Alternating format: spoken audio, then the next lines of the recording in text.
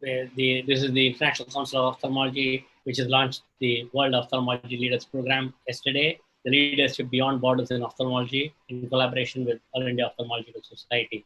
And today is Sunday, 9 o'clock Indian time.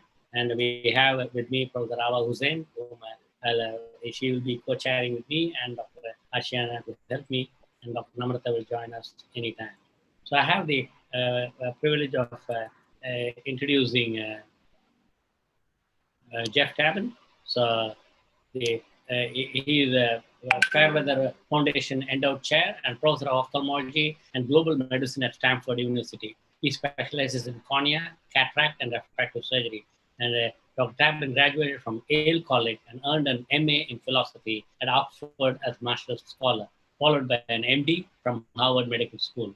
And Dr. Tabin is committed to providing quality ophthalmic care and education to all the patients he serves. He has traveled the world extensively, conducting sight-restoring surgery and training local doctors. In 2009, Dr. Tabin was named as the unsung hero by the Dalai Lama for his dedication to eradicating and implementing a model for sustainable ophthalmic care in the developing world. An avid mountaineer, Dr. Tabin was the fourth person in the world to climb the 7 summits, the highest point of all 7 continents. And none other than Jeff, whom we have, and I'm happy that we are able to share the same stage on the Zoom, and we have Jeff, you, all yours. You have to unmute, Jeff. You have to unmute. Yes. Yes.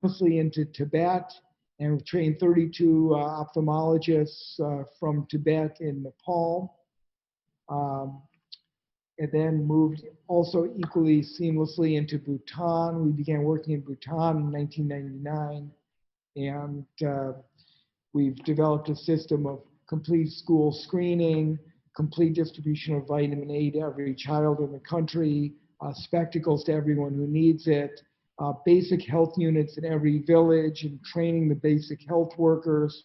And it's been one of our most successful programs. And for me personally, unfortunately, I love working in Nepal so much, but unfortunately now they're all better cataract surgeons than me. I've trained 4 corneal specialists, and they're all better corneal surgeons than me. So I've been the last about 10 years really focusing on sub-Saharan Africa. And the amount of blindness is overwhelming. Unlike Nepal, where the majority of low vision and blindness comes from refractive error and cataracts, there's also a much larger incidence of infectious blindness. This is a child with trachoma, and also a much higher incidence of glaucoma, also more retinal disease. But there's also a lot of cataracts in Africa. When you look where there's blindness in the world, you can see that Africa is this big, bloated continent. When you look at where ophthalmologists are distributed, you see Africa is a little shriveled continent. And for primary health workers, ophthalmic nurses, ophthalmic technicians, it's even worse than the number of doctors. So I began working initially, one of my other heroes and mentors is Alan Crandall at the University of Utah, and I took a faculty job at Utah. We began working together in Ghana, training local Ghanaian ophthalmologists and technicians. And the whole emphasis is really education. And now later in my career, I feel very privileged to be able to mentor some really phenomenal young ophthalmologists. And I see that as my role and my role for the next several years. This is the first corneal transplant performed by a Rwandan ophthalmologist by one of my proteges, John Nikorikie from Rwanda. And this is Seth Larte, who's one of our leaders in ophthalmology in Ghana. And I still, it's been 25 years I've been working in global ophthalmology, and I still get such a thrill on post-op day 1 and just the joy of restoring sight to someone who's totally blind. There's one day's post-op in Tibet. And if you go to the World Health Organization in Geneva, there's only one statue, and that's of an African man being led by his child with a stick. And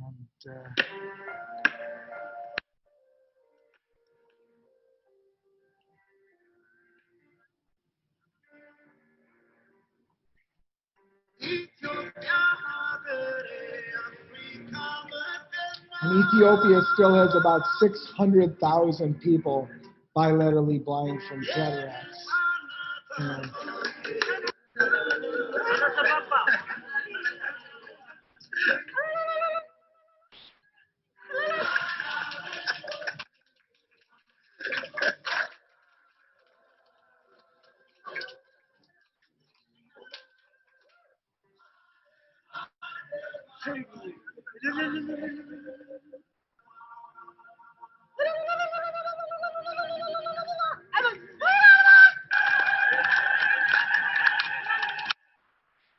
And 25 years on, I still get more excited every day about what we're doing.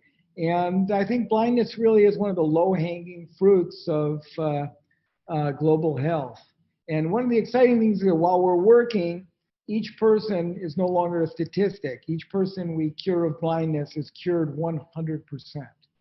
And it's so exciting for me to be part of this field, and I'm so excited to be speaking to you all.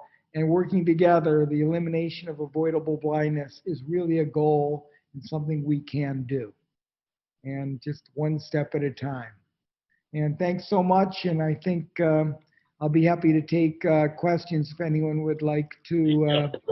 Standing ovation to you, Jeff. And we don't have an audience here in the sense in front of you, but I think thousands are watching you. And you can hear me, Jeff? Yeah, I hear you. So thank you so much, and I think I don't have words to thank. I have a hair-raising experience listening to you, but I worked as a volunteer, as a school kid, watching Dr. Venkateswamy operating, and my father and my grandfather. So I see the lines, and I can see the things, and I also saw you with Hugh, and Sanduk is a great friend. He studied with in All India Institute. Dr. Namrata is our secretary. Yeah. So I'm without words. I know we are a few little technical glitch, and maybe with your little few minutes delay, we want to have some question answer, because I want Jeff to inspire. He's already inspired me and Ashiana, and I think Professor Ava, we can start the discussions, Ashiana and Ava. So we have two women to question you, Jeff. Absolutely. So we are so honored to have you, Jeff. So a little background, Dr. Tabin was one of my medical student mentors. When I was a medical student is when I met him, and I would say in the world over in ophthalmology. There's so many. One I just comes to mind, but it was because it was fairly recent, was about 2 years ago. I was in Ethiopia, and there was a man who had gone blind, and he was blind for 12 years. He was a widower, and he was starving in the streets, and a woman began to help him. And after 3 years, she was taking care of him all the time. He had been blind, but she was so kind. He married her, and she took care of him, and she brought him to our outlying cataract camp. And he had two absolute black cataracts, light perception in both eyes. And I did his surgery. And the next morning, who are much stronger, much fitter, much smarter, and much more cautious than me, who have died. I've had a couple of times when there have been avalanches, had they been 1% bigger, or had I been 200 feet higher. I've had some rock fall incidents, and things that are really kind of out of in more day. Now, normally when you're sort of climbing the difficulty, it's sort of like when you're doing difficult surgery.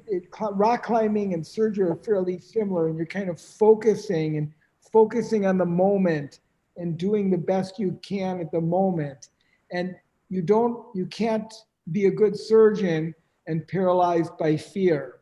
And similarly, when you're rock climbing, you can't be paralyzed by fear. But the things that are really scary are the things that are out of your control and when you have time to think about it.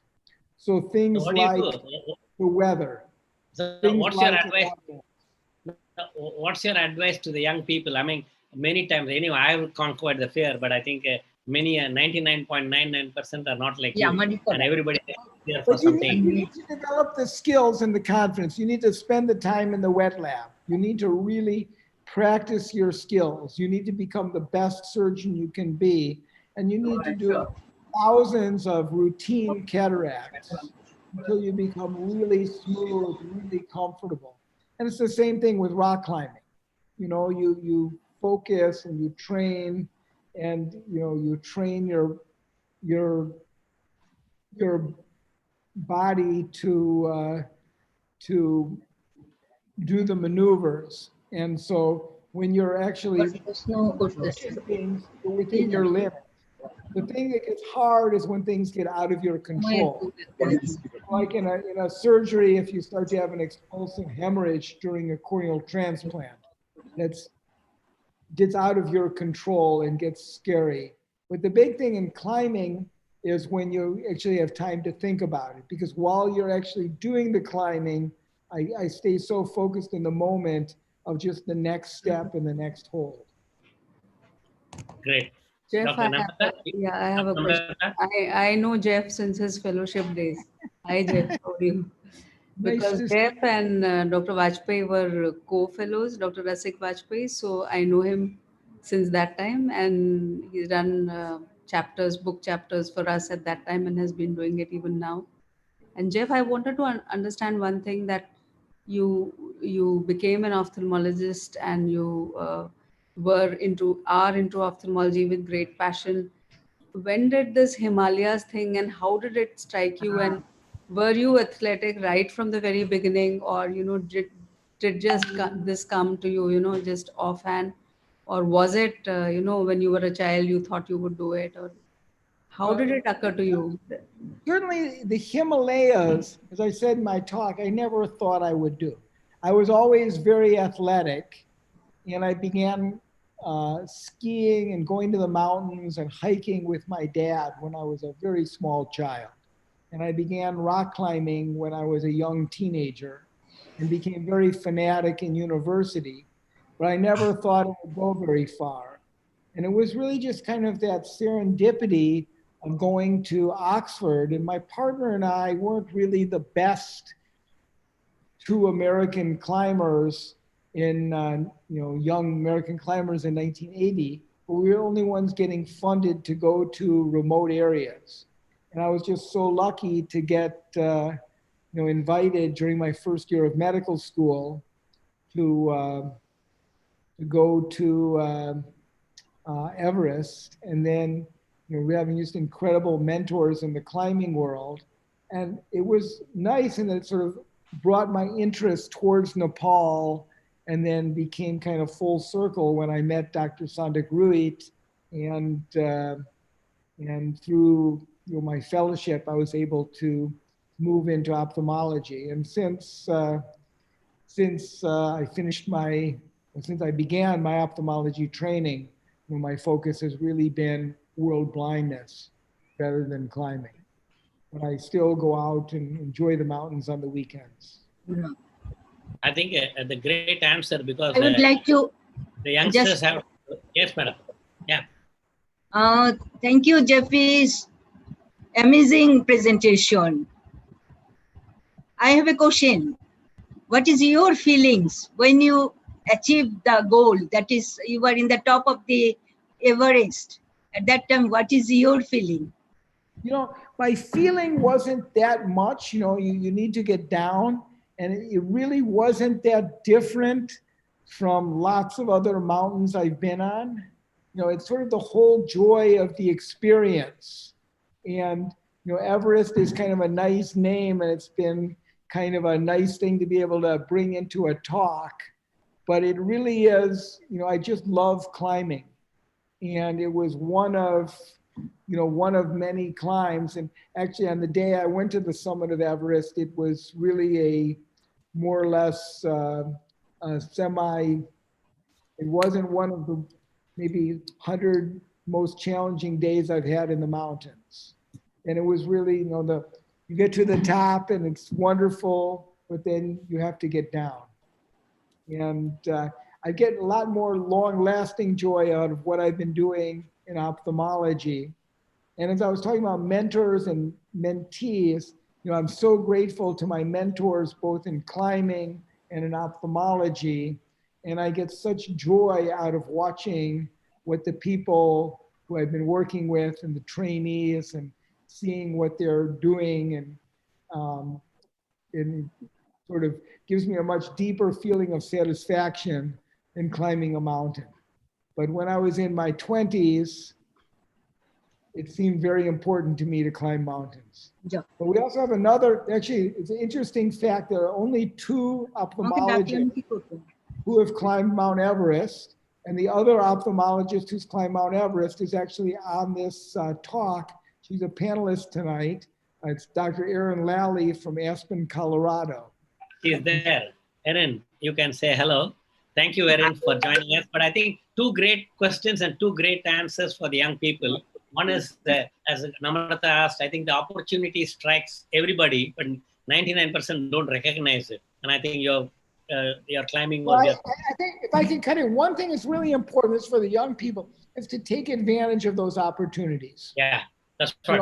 When I was applying to leave Harvard Medical School to go climbing, I was told no. But then to think outside the box, well, if you apply for research, you can do what you want to do and still do it, and figure out how you can do what you want to do within the confines of the restrictions of society. And then I think that's a really important thing, is to really think about what do you really want to do. And same thing with my career in global ophthalmology. I said I want to dedicate my career to trying to improve ophthalmology in the poor areas of the world. And people said, well, that's impossible. Who's going to fund you? Who's going to pay for it? And in all the early stages, I always traded more time to work doing what I wanted to do for less income. And people told me I was crazy, but everything worked out well. And then I went from University of Vermont to a professorship at the University of Utah to now I have an endowed chair that supports my international work at Stanford University. And that's, I think, because of a passion and focusing every bit of my effort on what I truly believe in. Yeah, so I think the second question Professor Rao asked and the lesson to all the youngsters is enjoy the path. Like you join a fellowship, you'll have struggle, your mentor may not like you, but do something. And I think the same thing as rock climbing. Somehow, even I was athletic. I think great lessons, Jeff. And I think that's why when I came from Madras to Bombay in the 80s, my father said, I have to do something. He was an eye doctor, and my grandfather, he said, I have to do something for the poor. So I'm happy India is doing a lot. And then we have unfortunately, the largest slum in the country. That's Dharavi, which was there in the Slumdog Millionaire movie. And I'm working there for the last 30 years. And we run a clinic. Even during COVID, we run an eye clinic. And I'm saying, and as you rightly said, who's going to, and India, Bombay is the, the highest income earner in the country. And we run the economy here. But still, we don't have money to do the surgeries there, but we are collecting. And I think thanks to spirituality, God gives us, when your focus is with great lessons. Jeff, I think, I hope, and you can count on me, and I think all of us as a volunteer for your global ophthalmology, because I already announced yesterday to Sid, yesterday when he spoke about African Ophthalmology Council, that as a diabetic retinopathy screening is my dream as the president of All India. And I made a program called Stop Blindness, screening through teleophthalmology to prevent diabetic blindness. So my focus is India, South America, and Africa. And many people said, how can you do that? I think a few billion people. But I think I know I can take lessons from you from your cureblindness.org. One step at a time. Dr. Sinha has a question. Yes. Dr. Jeffrey, nice presentation. I live about 50 miles south of Kathmandu in a place called Patna in Bihar, in India. And I have gone to Ghana many times with Professor Peter Egbert. I was in Stanford in 2000. My question is about continental diversities. You said you took 2 months off and went for rock climbing, and you took 2 years off in between. But if you talk to a postgraduate or a young consultant in India, it would not be the same thing. It is unimaginable to take 2 months off or 2 years off for rock climbing. What kind of a message you would like to give to the youngsters? Because here every day is important in India. It's difficult to imagine that we would take a break for 2 months to go for rock climbing and things like that. So how would you inspire the youngsters here to do something different from ophthalmology that would actually help them in ophthalmology also? Well, thanks for the question. And I'll see Peter Egbert virtually on Thursday at our grand round. So I'll pass on your regards. And we're trying to follow, I mean, there's so much to do in Ghana. I hope you can come back. But, you know, for me, it was very fortuitous because it was before, you know, I had that break after I graduated from university. I'd already been accepted to medical school, and I had the scholarship to go to Oxford. And that was really kind of life-changing for me because it really steered me into global medicine. And I'm not sure what I would have done. I was actually thinking of orthopedic sports medicine before I had the opportunity to go to Oxford. And then the, you know, work in Nepal and seeing the need for help with blindness really kind of changed my career course. In terms of the young people in India, you know, it's so competitive and so difficult. I think the key point is maximizing every moment And, right now, I mean, I really love ophthalmology. I just love what I'm doing in the moment. I still love doing surgery. I love spending time with patients. And when I was younger, I was fortunate to be able to have the time and be in the position where I loved climbing. And I think as long as you're focusing on what you love and your passions and really putting everything you have into whatever you're doing at the moment. I used to always say that, even when I was, because I loved what I was doing so much, if you define whatever you're doing at the time as fun, you're having more fun than anyone else, even if you're in the worst, most time-consuming training. And I think to appreciate every moment. I'm not sure that that's a very good answer because everybody's in a different circumstance. I look at, my privilege. Both of my parents were university professors. I grew up on a university campus, and education was something that was provided to me. And I look at someone like Sandak Ruit, who grew up in an absolute destitute village with no amenities, no running water, no electricity, and yet he became an ophthalmologist.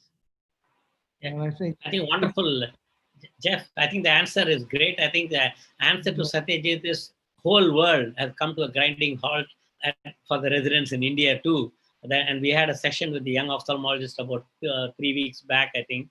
And I told all the residents who are in the first year, second year, and third year, and also the people who have completed, I said that nothing is lost. And I said, I told everybody to listen to the convocation address by the Google Sundar Pichai, saying that in 1919, during the pandemic of Spanish flu, there was a graduation ceremony. And then 9/11, there was a graduation ceremony. And same thing during this COVID. So I think we have, all of us have a break during this COVID, and even the residents in India, whatever may be the background. I think, as you rightly said, we in India are not used to this, taking a time off from the whatever profession we are taking, not only medicine, ophthalmology, or engineering. I think people are all in a rush. They want to finish the school, the college, and then go to the professional course and then do something. And all the time, somehow it's a rat race they get into the materialistic world. And I think it's a great talk, Jeff, and we don't have words to thank you. And thanks to Ashana saying, I think you brought energy to all of us. And I know we can talk there continuously, but thanks for joining. And we hope you can contribute to the following talks if you have time. I know it's going to be late night for you. And we'll go to the next speaker who's waiting and a little delayed. Thank you, Jeff. And I think the ICO and the AOS and all of an APO, we all salute you for your wonderful work and for your service to Himalayas and now to Africa. Thank you. Thank you. Ashana, you want to say something? Ashana, you want to say something? Dr. Tabin, it's been a real honor, a real honor. So let's finish off with 2 rapid fire questions. First question, in 1 word, how do you describe Dr. Rui? And number 2 and final question, in 1 word, how do you describe your journey, your life's journey? Dr. Rui, brilliant. And my life's journey, fortunate. Great. I think that we can't even say words after that because that just brings tears. Dr. Tabin, thank you so much. It's been a true honor. You are really an inspiration for all of us. And for all those viewers out there, don't forget the principles that you just learned of trust in your team, of feeling grateful, of walking faith and following your passion. Thank you, Dr. Tabin, for teaching. Thank you, Ashana, and thank you, Jeff. And we go to the next topic, which is, I'll just share my screen again.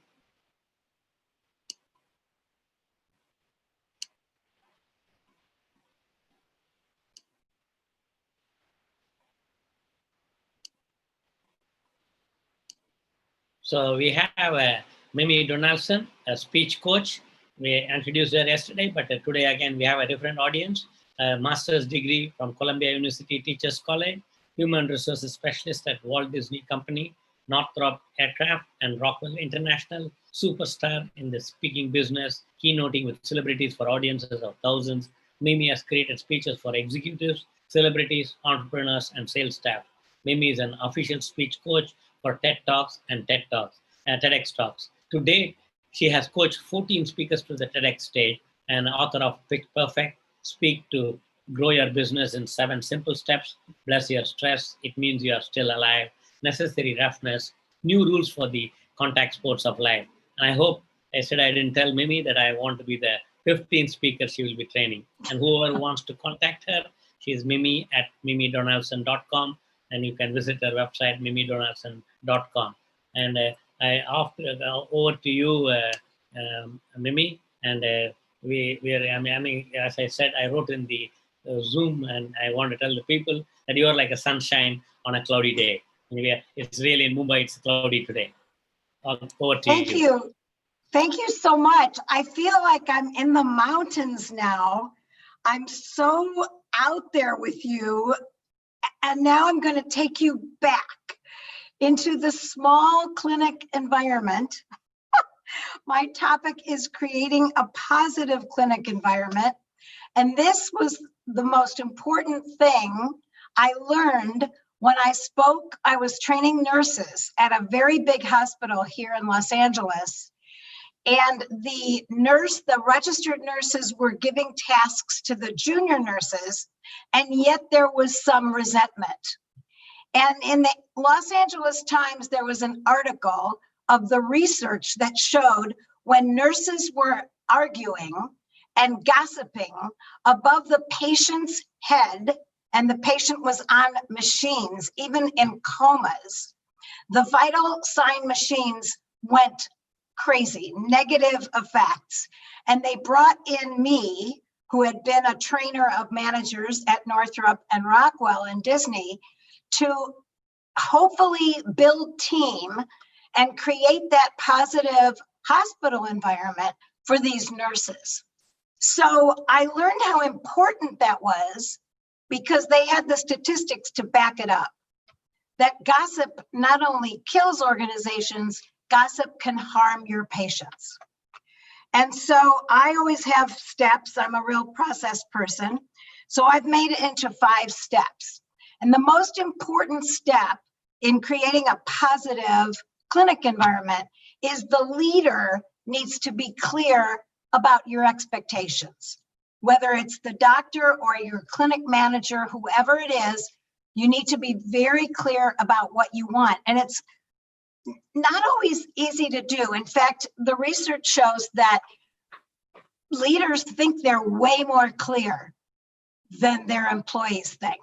And when surveyed, the employee says, no, I wasn't clear about what they wanted. And so, yes, you can say patient care is number 1. You can say, I want efficiency, but you have to go further than that. You have to be specific as to what results you want to see. In this situation, here's what I expect of you. And number 2 in this process is to become aware of your hot buttons. In other words, everything's going along and you're supposed to give the expectations, you think people are going to fulfill them, but then somebody pushes what we call your hot button. In other words, one of the doctors told me that you see patients waiting in the waiting room and the staff is having lunch. And there are many patients waiting for a long time. And it just pushes your hot buttons, which obviously you're upset. But the people in the staff lunchroom, were they very clear about what happens when there are patients waiting? It's worth looking at. Hot buttons are the things, it could be a sentence. I remember teaching in an environment where the customer service people were all women.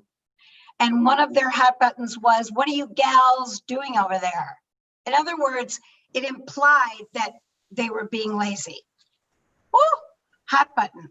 And you discover your hot buttons, and then you discover that you haven't been very clear. So I'm hoping that in this process, you'll be very clear about your expectations so that when your hot buttons are pushed, you can do the next step, which is to push the pause button. Now, it's just like the pause button on the remote. It freezes the frame. So instead of exploding or saying, yeah, but, or you shouldn't, or you should never, those kind of hot button responses that aren't really going to get you your result, is it? Not really. But you're so out of control by that time. Here, another one in your profession might be, which was the same with managers. Well, what happened to that file I entrusted you with? Actually, at one of the companies I worked for, and it wasn't a clinic environment, but the boss really exploded at the employee, and the employee said, it's on your desk. You know that little sound? That's that sound that is not a positive clinic environment. So I always say, avoid that sound completely. So the person said, yeah, I gave it to you. And sure enough, the boss had covered it over with some other things.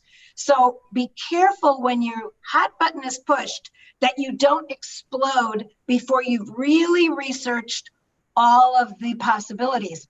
I know this sounds so logical, but in the positive clinic environment, those steps are done well. Number one, be clear about your expectations. And number two, be aware of your hot buttons. If you're smart, you will make a list of all the things that drive you crazy so that you know it. Because once you are aware is the first step to behavior change, you'll push those buttons till they're flat. Only by recognizing that it's your hot button and it's not their fault can you do step 3, which is step 4, which is choose the appropriate response. Now, appropriate is probably one of my favorite words in the English language. It means suited to a given purpose. So if your purpose is to get cooperation from your staff, would you explode at them or embarrass one at the expense of that person? No, you wouldn't do that. And yet, when our hot button's pushed and we don't have a well-developed pause button, we sometimes explode. The appropriate response always starts with the 2 magic words that actually will help you push your pause button, which is, I understand. When you say, I understand, it causes the person to diffuse the situation. The hostility is taken out. It propels them into the logic side of their brain, and they think, they understand. And that's really what people want. And it gives you time to discover, what is it that you understand? What can you say? Which I call empathy, 6-second empathy. People have always said, busy leaders will tell me they don't have time for empathy. I say, well, make time, because it only takes 6 seconds to be succinct, sincere, and very specific.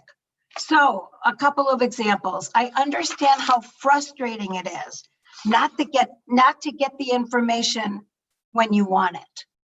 Notice it was specific, succinct, 6 seconds. I understand how easy it is to get impatient with that technology. Specific, succinct, 6 seconds. It sounds like you're very upset. I see you need my full cooperation. 6 seconds. Diffuses the situation. That's usually the appropriate response. Understand first, then the last step is guide the team member or the clinic employee to your result. And we really researched this in the classroom. What's the sentence that's going to switch from I understand to here's what I want? And what we came up with are 3 words that are just magic. They are, here's the situation. When people hear, here's the situation, they immediately switch to their logic part. They don't get defensive. You're explaining the situation, but the situation is that they need to do what you need them to do. So if you're exploding on those team members who are having lunch, it's not going to gain you any cooperation, is it?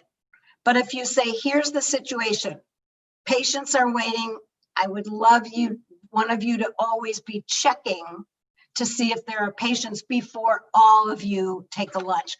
That might not happen in your situation, but you can understand anything. It doesn't mean you agree with it, but you can understand they need a break.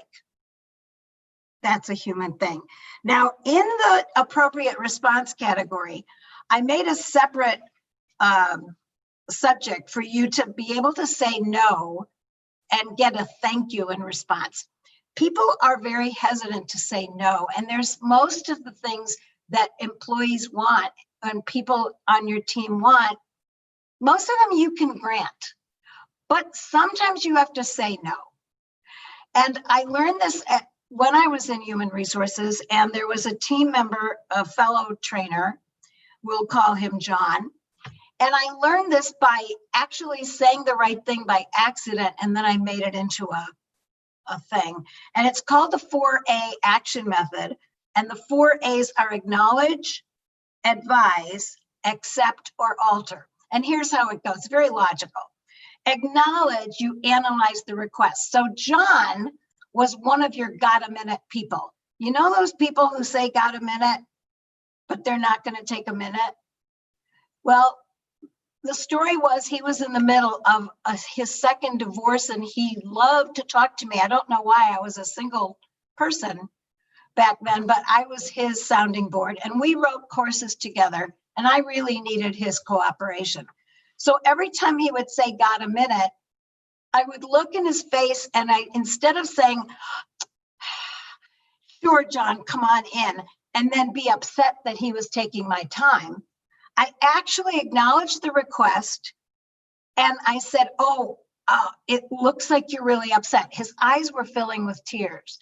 And I said, it looks like you're upset. It looks like you need to talk. 6 seconds. Looks like you're upset. Looks like you need to talk.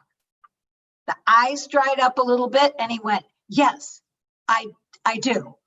He thought I was going to take him into my office to talk. I did step 2. I advised. I said, John, here's the situation. I've got the report for the boss due in a half hour. I've got to work on that. I know you've probably already got it in. And he went, yeah. And he acknowledged that, yeah, that's important. And then I chose to alter. I gave him options. I said, I will come to your office as soon as I'm done with this report. And he said, thank you. And he walked away. And I thought, what did I just do? I said no, and I got a thank you. I better write that down. Now, the other thing you could do after you acknowledge his need, you advise on your position, here's the situation, you could accept it. You could deal with it and express limits. I could have maybe said, well, come on in, John, I can spend 5 minutes with you. But the truth is, what if after 5 minutes, he's really worked up? Am I able to say, time's up? Not really, not when it's an emotional need. So I mostly choose the alter option. So acknowledge, advise, and alter. So I think if you're asking me to do a few minutes on positive clinic environment, those are the most important things. I know there are leadership skills, and that's all wonderful, but it comes down to at work, how are the people getting along? Is it a positive environment for your patients to come in, or is there too many of this tisk-si impatience with people? So 1, be clear on your purpose. 2, be aware of your hot buttons. Make a list. Push them till they're flat. Number 3, have a well-developed pause button so that you can stop your automatic response. 4, choose the appropriate response, and it might be to say no. And guide the team member to your result with the sentence, here's the situation. Thank you.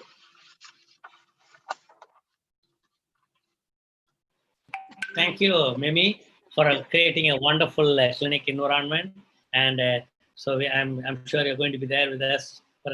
I know it's going to be late night, but I'm happy to see you. You're looking bright and as a bright star. So you'll be joining us for the panel discussion after the 2 talks, right? Yes, Mimi? thank you. So we'll have some question and answer. Maybe you have to add some points to the discussion, which will be led by Ashiana. So next I have the great opportunity to introduce my old friend, who's young, and I just share the screen again. So next is Professor Awa Hussain. She's director cum chief consultant at the OSB Eye Hospital, Dhaka. Her significant contribution towards preventing blindness in Bangladesh and Asia Pacific region are widely recognized. She has vast experience and expertise in field of cataract, glaucoma, vitreoretina, and ocular trauma. President-elect of the Asia Pacific Academy of Ophthalmology and the chairperson of the APAO Women in Ophthalmology Standing Committee. And not only that, she is the first woman president of the Asia Pacific Academy of Ophthalmology in the 60 years. And so happened that because of COVID, we were not able to celebrate the Diamond Jubilee of APAO this year. So we are going to do next year, and I think it will happen during her presidency. And she's the past president of SARC Academy of Ophthalmology, Ophthalmological Society of Bangladesh, and founding president of Bangladesh Community Ophthalmological Society, and member of the editorial board of the Ocular Surgery News, APAO edition OSN AP, editorial board member of the Austin Journal of Clinical Ophthalmology, and a reviewer of the International Journal of Ophthalmology. Recipient of many prestigious international and national awards, including APAO Distinguished Service Award, APAO Arthur Lim Award, APAO Achievement Award, Mada Sardaud Mala Sark Award, Shushila Biswal Memorial Award by Indian Alumni Group of ICH of London, Mubarak Ali Memorial Gold Medal, Alim Memorial Gold Medal, Lifetime Achievement Award OSB, Professor Humayun Kabir Memorial Award BAU, and author and co-author of 75 publications, and has delivered a large number of invited symposium lectures in ophthalmology, both nationally and internationally. And more than that, I think she's one of the most kind lady ever I have met. And yesterday we had Didi Krishna Kumari giving us the keynote address, leading the light. And we have another lady. And I think India always salutes and respects the mother. And we have salute you. And you are like our mother for me, because I'm seeing you for more than 35 years. And thanks you for the friendship. And I visited you. And over to you, Dr. Hussain.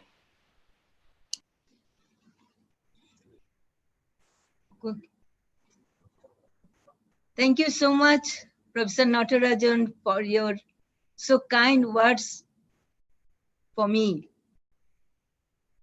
And I would like to extend my heartfelt thanks to the organizer and to the, especially Professor Natarajan, for inviting me to this webinar as a speaker and also as a chairperson. Good morning to everybody and good evening to Mimi and others. My topic is the team building.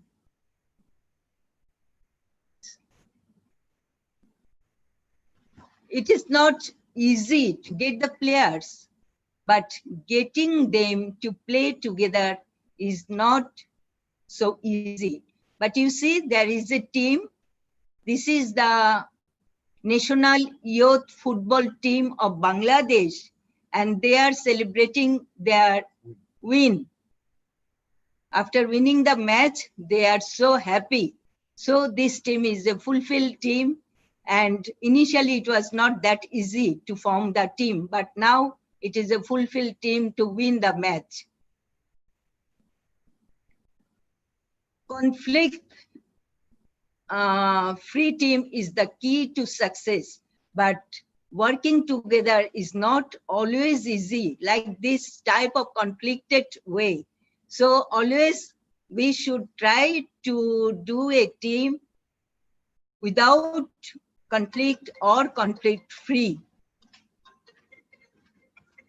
Concept of team building.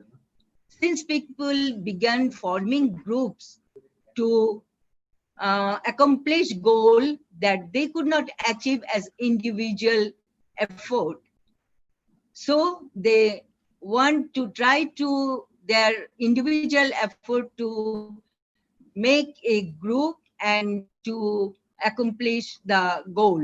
And team building has become essential to ensure coordination of individual effort.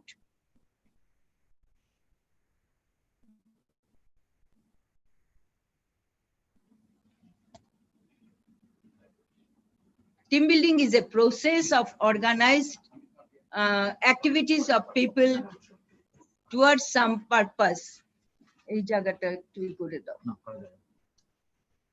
Thus, it is a continuous process wherein well-defined activities,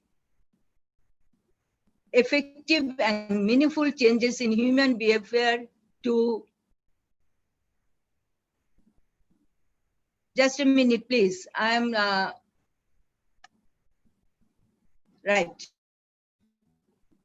To discharge the function. A good teamwork only can create a positive hospital environment for better healthcare. So, to develop a team spirit, all the members of the team should know this word, that is P. That P for perception, E for emotional attachment, A for attitude, K for knowledge, and S for skill. This is very important, and I always feel that when a person to do any work or any outcome, what he thinks, that should be a clear perception. Without a clear perception, he could not proceed. And along to his perception, there should be an emotional attachment. This emotional attachment is very much needed for the commitment. Attitude always should be there, a positive attitude.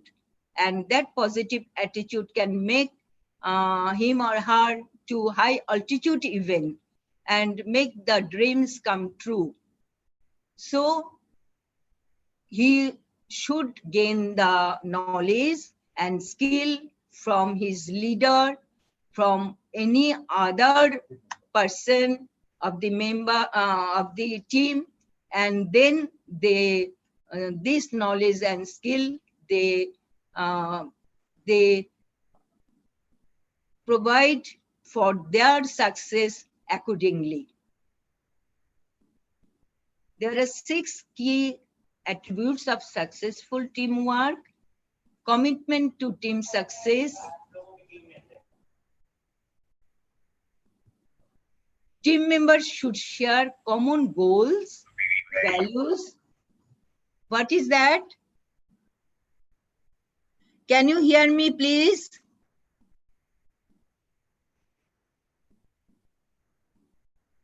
We can hear you. Sorry, I think somebody unmuted. You can carry on, Dr. Oh, okay, thank you. Thank you. Just a minute.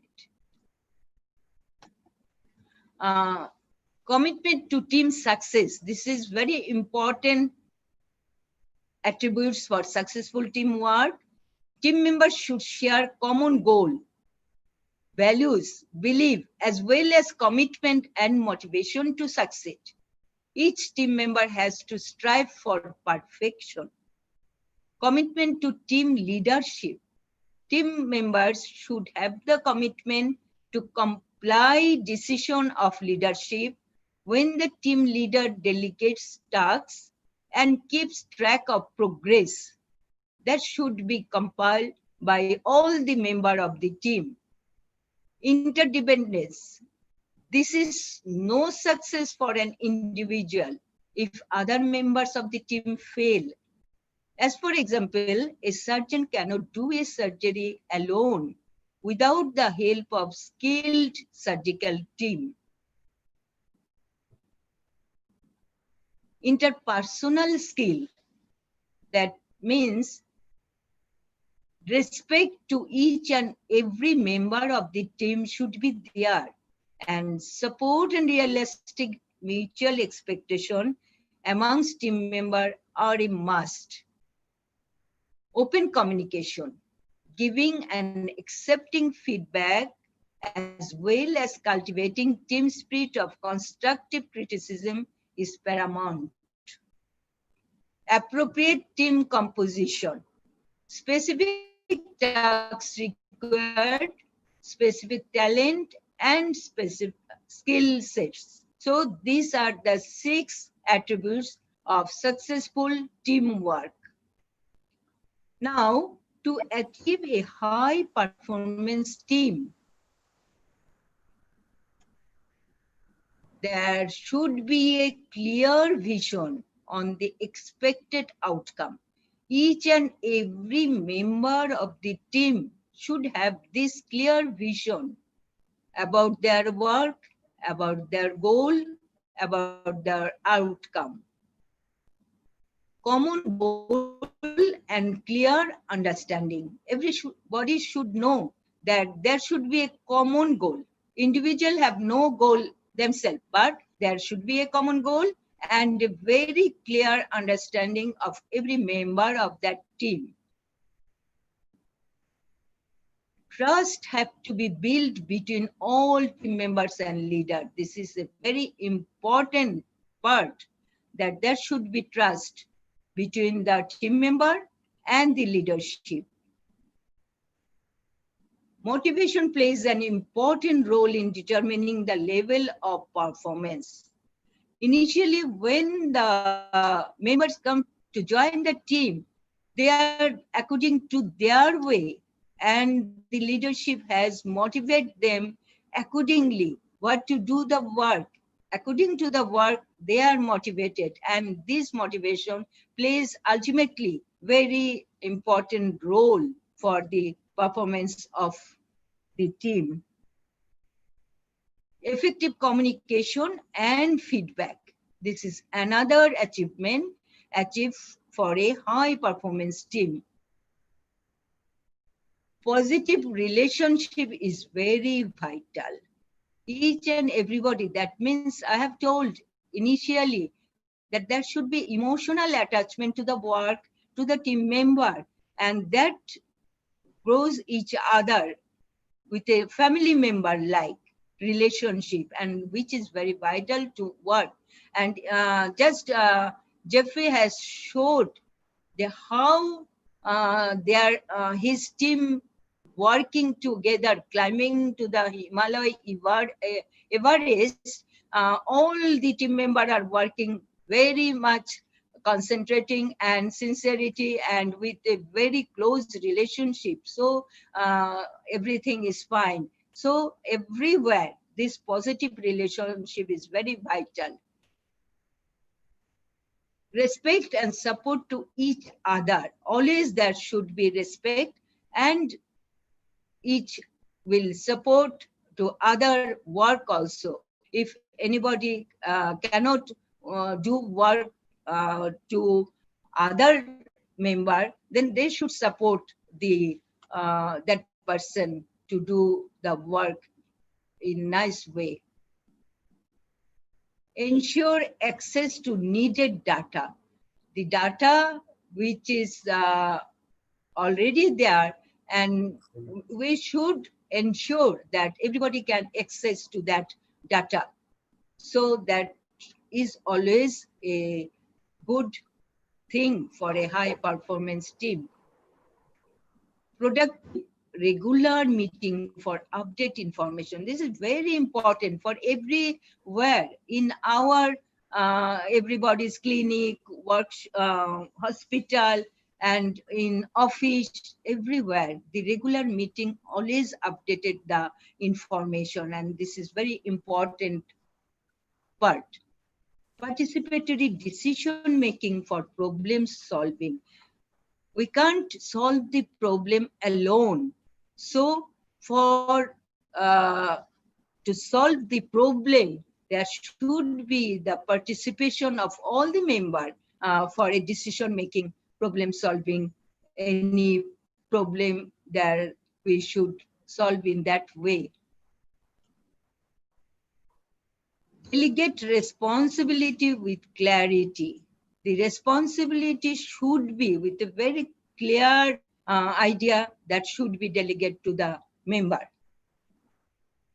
Facilitate to develop knowledge and skill up to the clear set standard. And last of all is the supportive supervision. With all this, we can achieve a high performance team. So I've explained all the thing, clear purpose, vision, trust, positive relations, and with all this, that is high performance team can be achieved through a good leadership quality. This is very, very important. A team cannot be a good team until that football team also. If the coach could not give such training to the team, they could not able to achieve their goal. So leadership is very, very important. And from yesterday onwards, we are learning about the leadership. Leadership is such a thing that leader have some good quality. Leader should have that much quality that he can motivate, he can monitor, he can positive relations, and all these things make the team a very good and very high performance team. So leadership and team building, that is, it takes great leadership to build effective team. What are the qualities of the leader? There are so many qualities. I have only mentioned some of them, but there are leaders should be above all. We can't compare the leader with somebody else. Get to know the rest of the team. That is, he should know each and every members, what the ideology of that member, what he want to think, what he want to do, how leader can motivate that person, and everything, every aspect of the member should be known by the leader. Relationship building, that is another important thing. Leader is not, if they think that I am the leader, there are gulf of difference between me and the member, then it will not be a good team. They will always fear, and that will make the leader not a very quality leader. As because yesterday Professor Namrata told that leader should be by respect. Leader should not be by fear. It is 100% correct. Leader, nobody feared the leader. Everybody can go close to the leader, and leader can have that type of person that they will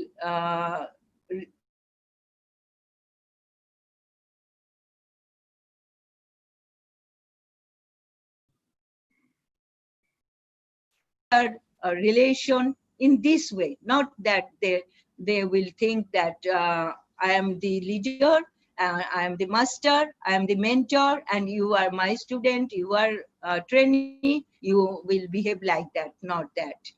Clearly define roles and responsibility. So it is very important aspect that the leader should explain the role and responsibility of that person of the team, how they will work, how will they achieve the goal, what are the process. So in this way, they will, the leader will give the roles and responsibility to the team member. Be proactive with feedback. This is another important, very important. I'm giving work, but I didn't take the feedback. Feedback is very important, how much he can understand, how much he can respond. That should be, again, feedback should be there. So this is another quality of the leadership. Acknowledge and reward. We never do that. We always think that I'm the leader, this is our duty to do that, and this is their duty to do their work. No, we should acknowledge and reward them. Then the team will be a full team, and that team will work with all their heart, with all their soul to achieve the goal. Always celebrate success. That is the celebration of football team, like that if a team has a very good work, then the leader should celebrate that success, and then they will inspire. That inspiration will make them to another good work. Team building programming. This is, we can strengthen the system. How we can strengthen the system?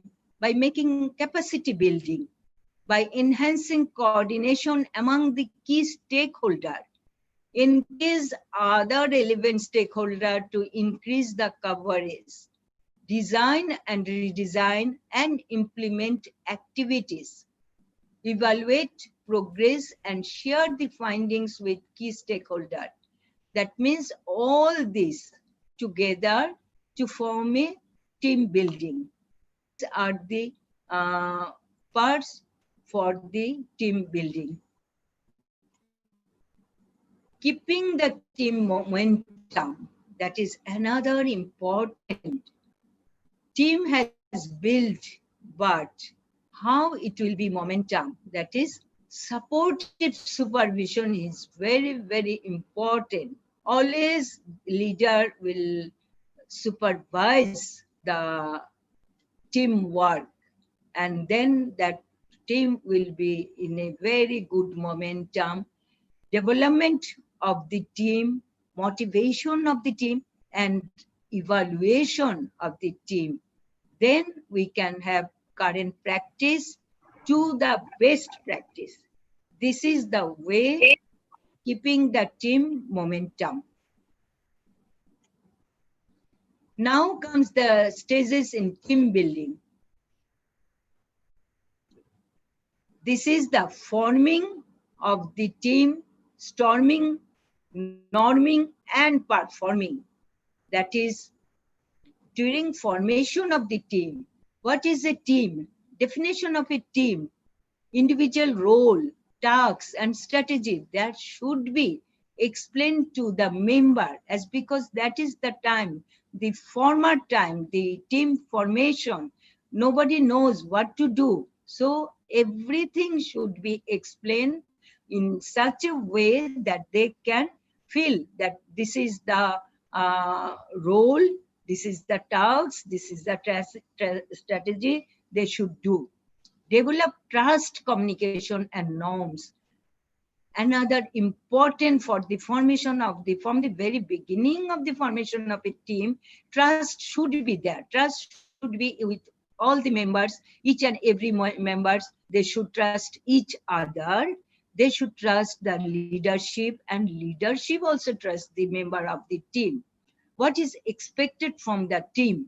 That is also explained at the beginning of the formation of the team. Next is the storming, that is the challenging part. This stage is the most difficult and critical, as because at that time realization of the task is very difficult. Every task is given, but everybody can't fulfill the task. So they should realize first, and then they will do the work.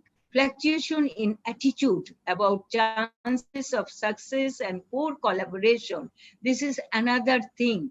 Attitude is important, as because I have told that attitude, that everybody has a very positive attitude. Attitude brings a person from very low to high level, and attitude should be in a positive way, not a negative attitude, never in a negative attitude.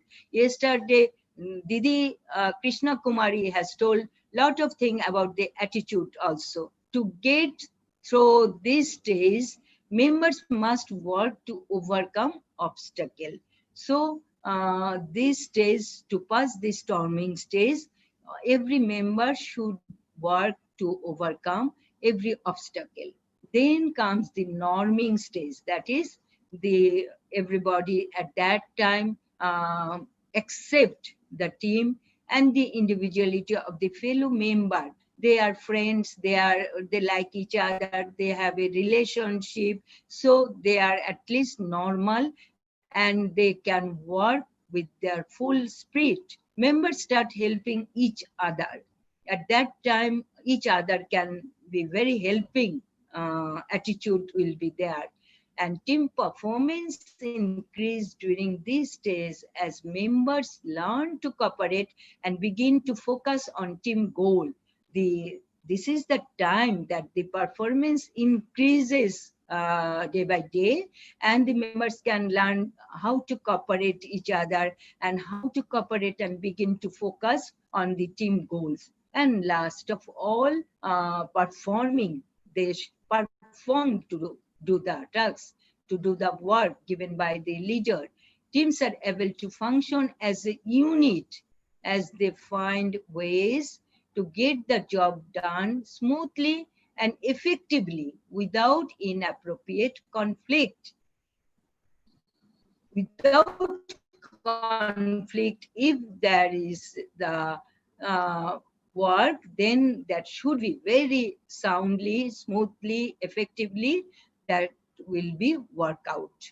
Consensus and cooperation have been well established and the team is mature, organized and well functioning. And last of all, at that time, they have a very good consensus. They know each other. If anybody say anything, they can understand what he wants, try to say what is his goal, what is her goal. That is the main thing. And to establish that team should be a mature one, a organized one, and ultimately well-performing team. Now there, I would like to say this is one of the way, that is the best way for balancing a team for better outcome. If I want a better outcome, there should be balancing. Otherwise, we can't get any productive outcome, any productive goal. What are that? 3C concept. That is compromise. We should compromise in everywhere.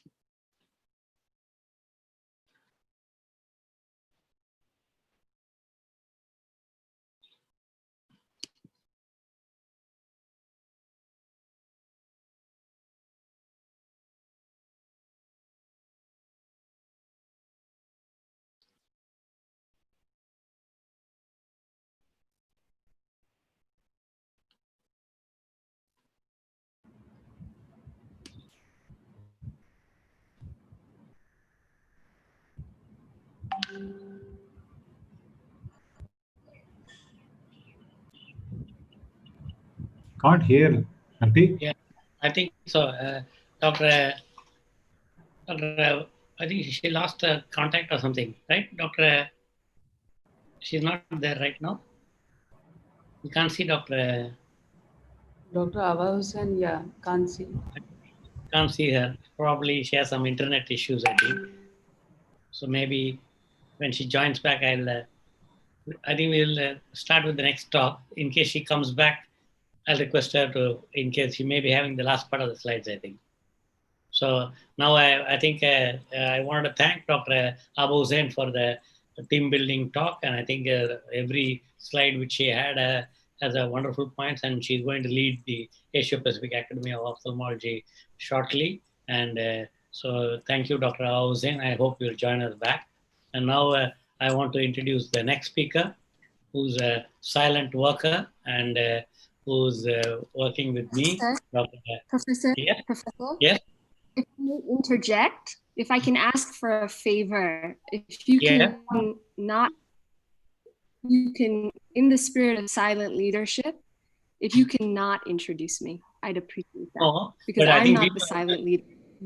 No, it's not. But you have to know, you have a name, and you have. Yeah. You don't have to know me. You are doing it to every speaker, right? So allow me to do that, because it's not only for, I'm going to do everybody. So I'm happy to introduce Dr. Ashiana Narayani, MD, MPH. She's a cornea and refractive surgeon, ocular oncologist, assistant professor at the King Edward Memorial Hospital and State GS Medical College, Department of Ophthalmology, Mumbai, just a few kilometers from my place. She's an American Board of Ophthalmology certified, and she's a fellow of the Duke University Eye Center, Cornea, External Disease and Refractive Surgery, and of the Miracles in Sight Eye Banking Fellowship, Winston-Salem, North Carolina, USA. The reason I wanted to introduce Ashiana is to inspire all the young people. She had a wonderful career, brought up in the US, and now shifted to India and took the time to get her license in India, and now she's working in Mumbai. And then definitely I want her story to be inspiring all the young doctors, and then who are eye doctors now. Awarded the Presidential J. William Fulbright Scholarship by President Obama to address preventable blindness in India, pioneer in eye bank preparation of a pre-decimate endothelial keratoplasty graft, World Health Organization team member on blindness and visual impairment of the WHO Global Burden of Disease study. We had Evo she has worked with him, and he was now the CEO of the ICO and recipient of the Albert Schweitzer Fellowship, 55th Annual Eye Bank Association of America Travel Grant, Albert M. Ports Award for Outstanding Research, Patient Service Value Award by the North Shore University Health System for exceptional patient care. And we are talking about patient care. An AAO Cornea Subspecialty Day 2020 speaker, the future of limbal stem cell transplantation, and faculty speaker for AAO, ASCRS, Cornea Society of India, Pune Ophthalmological Society, Women's Ophthalmological Society of India, and now in ICO and AOS, and organizers of 2020 Ophthalmology Educational Course Series to provide education to corners of the world that don't have the opportunity or access to education. And I'm a fan of that. And special interests are global preventable blindness, eye banking, ocular surface commerce neoplasia, dry eye disease, limbal cell transplantation, residency training. And now you'll know that it's not, Ashiana is not for giving credit, but I think the idea is to inspire that we have young ophthalmologists from the world, and you have brought them here. So I know you are talking silent leadership, but I want everybody to know how to work silently, because very, very few people are like that in the world. So you are one, and we from India salute you for coming back to India and serving us, and again doing global ophthalmology, sitting in Mumbai with me. And here, Ashiana. Professor, if the talk is on silent leadership, then perhaps I need to speak less and do more. And so perhaps, may I suggest we spend the next 15 minutes in silence, right? Wrong. I've been given the duty, the task to speak words today, and may I fulfill that. My first words, may it be a word of gratitude. Gratitude to the visionary of the world ophthalmology leaders, Professor Natarajan, who is a man of many qualities of the head, the hand, the heart. I want to thank the organizers of the International Council of Ophthalmology, Dr. Ivo Kokor, Dr. Neerav Gupta, and the team of the All India Ophthalmological Society, Dr. Namrata Sharma, Dr. Mahipal Sachdev, Dr. Lalit Verma, Dr. Santosh Honavar, and so many others who are true leaders. And I salute you.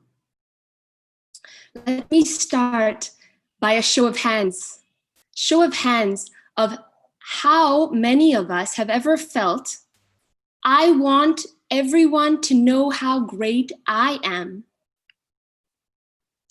Or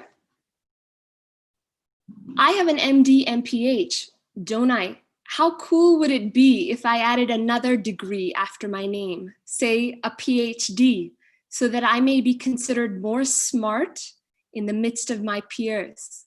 How many have ever thought that way? Or the final thought, that I have just one aspiration while here on this earth, that may I be an instrument of service and compassion, service in this world of suffering and pain silently. These 4 personalities that are before you are inspirations who did not want name or fame. They did not want additional degrees after their name. Perhaps they wanted less degrees after their name. And they gave everything they had for the service of humanity.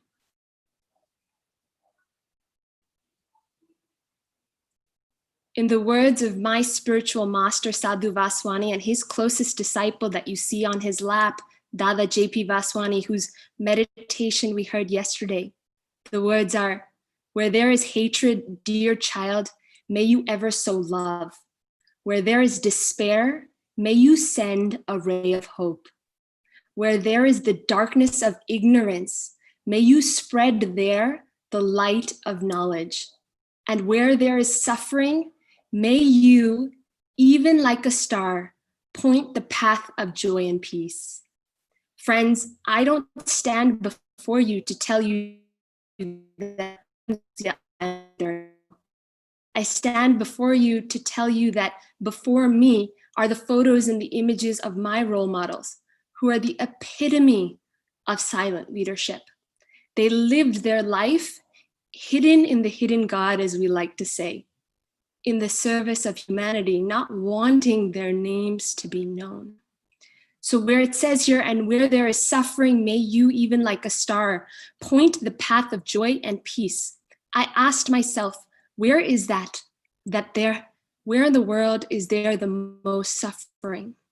And so I left my life in the United States and I moved to India. For here, there is so much poverty, there is so much suffering. But what did I learn? I learned the joy in the simplicity of being, the simplicity that is in those that we call the underserved, but in fact, they serve me because they teach me so much every single day. So what do we learn day in and day out while here in India? Well, the first is focus on a goal, number 1. Bill Gates, he does it silently, no matter how much his name is known. He does what he does. He focuses on a goal. Whatever that goal be, he does it silently.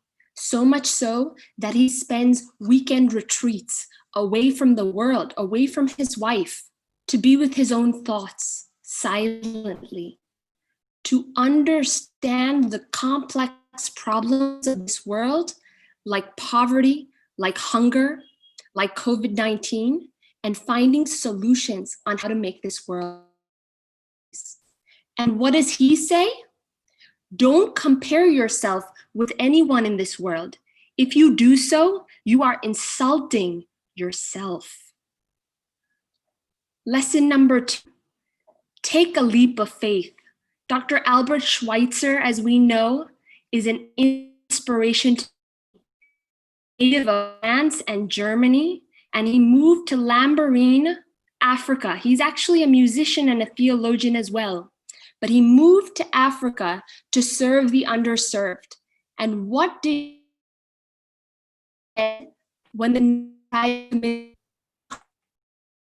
informed that he was the Nobel so at that time. He was building animals. Nobel Prize Committee came to his door. He asked them, I hope this comes with money, yes? Because I need money to be able to provide a tin roof over their head.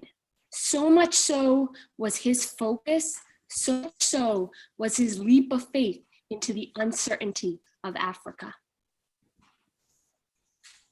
Number 3, sacrifice. Yesterday, we were very privileged to be in the presence of Bibi Krishna Kumari. Bibi Krishna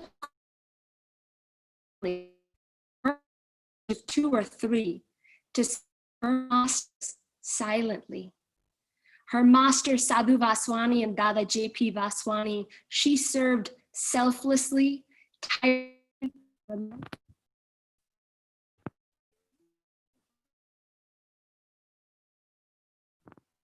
Those lights.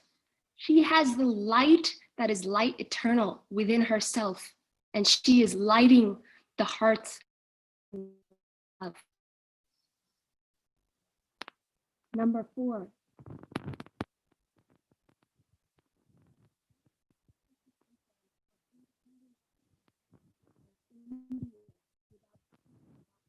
Gandhi, the father of our nation. He lived in ahimsa, non-violence, in the midst of violence. He lived with his principles, lived in truth. Let me give you an example.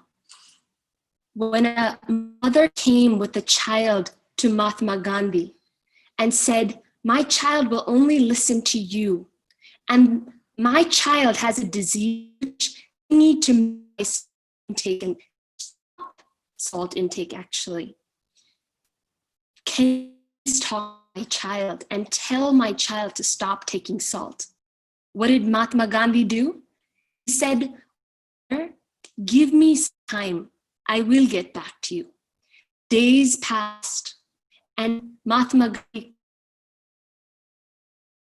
with the child, to the word the child needed to know in order to stop salt intake. And the mother curiously asked Mahatma Gandhi afterwards, "Why is it that you made me wait so many days before you spoke to my child?" He said, "At the time,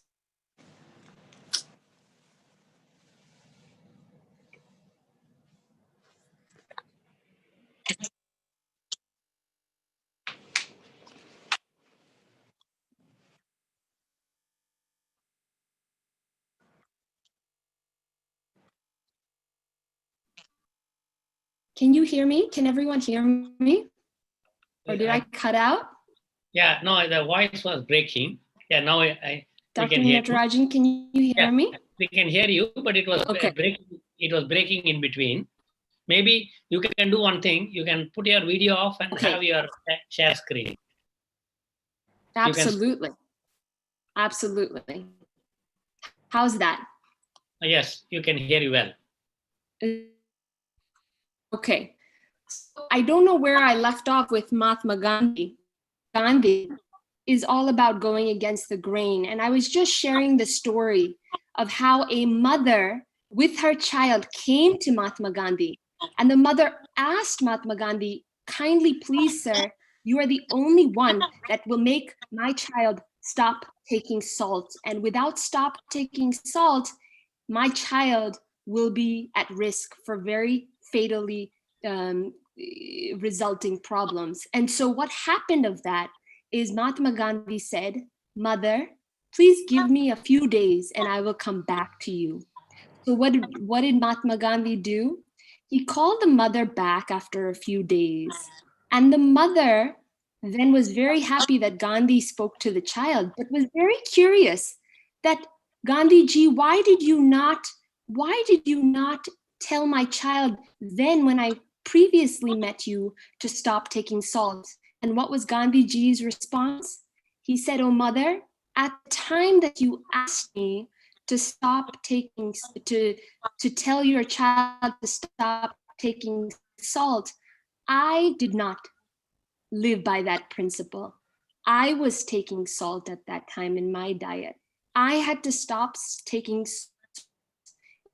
diet before I can tell another to stop taking salt." And that's why he made the mother wait. He lived by truth. He went against the grain of all the rest. So what is his message? That you must be the change you wish to see in the world. And is that not a silent endeavor? Is that not a silent goal? So if we talk about competition, right? If there is such a thing as competition, then wouldn't competition really be competition with ourselves? When we talk about these 4 principles, focusing in on a goal, taking a leap of faith, sacrifice, going against the grain, if we do that silently, then we would be learning the principle, what is true silent leadership, as I call it. The concept that may I become a better version of myself today than I was yesterday. May I continue to walk the path of perfection. In the words of my master, what is the rarest thing in the universe? Perfection. We must keep striving for it, though it may be difficult to attain. And what is the first step, friends, on the path of perfection? Well, beginning silence, but it's for real. Here's my pitch. 10 minutes of silence every day, just 10 minutes of silence will bring us with our thoughts, bring us to the divine, really help us on our goal in life, focus, do whatever it takes to reach that goal with every breath of our being, with every beat of our heart. And in that measure, friends, that we walk the path of silence, may each one of us in our lives be blessed to be a silent leader. And with that, I thank you. Thank you, Ashiana. So now you know why I wanted to introduce you. I know you have an like you don't need an introduction, but I think I want the young people to know you, and I wanted to confess here, which I have not told you. I asked the question. I don't know whether you remember that 2 weeks back, whether do you meditate? Whether you said yes, and I was wondering what is it. And I think for a long time, me and Namrata are still resisting, but I am joined meditation. So I wanted to tell you that. So I learned to be in silence, which I never did. But I always did the silence in the plane because I used to sleep. But that was not silence, I realized, because to be awake, to be aware, and then be silent is the word I learned from you, Ashiana. And then later, thanks to Santosh, he has put me in the meditation course, and I'm with Santosh in the early morning. So I think Dr. Awa Hussain has joined back, Yes. and welcome back. Right. And we have both Jeffs are here. And we will start the next session. And I request. I'm so sorry, Professor Yeah, Natarajan. I'm so sorry. I don't know how much you can hear for me. No, we heard wonderful. Only thing is we also took it as, I think, one wonderful team building talk. So I think we heard everything except the last part, I think. And then yes, last there are some few slides also. It's okay then. Okay. Yes. So I'm just going to the next session, and I'm again sharing the screen. So we have the next session. We have Santosh Hanavar. So he's the editor of Indian Journal of Ophthalmology. Dr. Hanavar had his basic medical education at the Bangalore Medical College. He was the best graduate of the Bangalore University in 1988 and was awarded 7 gold medals. He received postgraduate training in ophthalmology, followed by senior residency at the Dr. R. Center for Ophthalmic Sciences, AIMS, New Delhi. During his residency training at the AIMS, he was adjunct Dr. Hanavar further trained in ocular oncology at the Wills Eye Institute, US. He thereafter established the Comprehensive Ocular Oncology Service at the Eye Institute, Hyderabad, the first such in the country. And Dr. Hanavar's current research interests comprise of retinoblastoma, tumors of the ocular surface, and orbit. And Dr. Hanavar's overall research contribution that have had a very significant impact on the diagnosis and management of retinoblastoma and its outcome. He has extensively published in peer-reviewed journals over 150 manuscripts and written several book chapters. He's got a Lifetime Achievement Award from American Academy. And we have Dr. Mahipal, who is the president of All India Ophthalmic Society. He's an expert in cornea, refractive, and cataract surgery, honored with one of the top 4 awards of Government of India, public award, the Padma Shri Award in 2007.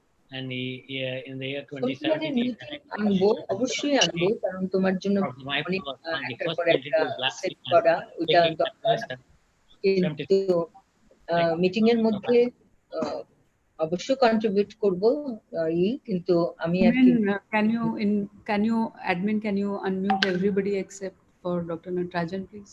Yeah. Can you mute everybody? No. Yeah. And next we have Dr. Namrata, who has one of the highest number of peer-reviewed publication, about 450, which hats off to her. She's the Honorary Secretary, All India Ophthalmic Society, and also Honorary Secretary of Delhi Ophthalmic Society, and Honorary Secretary of Eye Bank Association of India, and a Professor of Ophthalmology, Cornea, Cataract, and Refractive Surgery here. And then we have Dr. Lalit Verma, and ever-smiling Lalit Verma with the glasses on his forehead, Vice President of the All India Ophthalmic Society, vitreoretinal surgeon, Director of Vitreoretinal Service of Center for Sight, and he served as a secretary and later as the scientific committee chairman, and really made a leap jump in the academic activities of All India Ophthalmic Society. He's a gold medalist in ophthalmology and received the S.C. Datta Roy Award by the All India Ophthalmic Society. And Ashana, we have Dr. Andre Ang in this session. I'll just check. Ashana?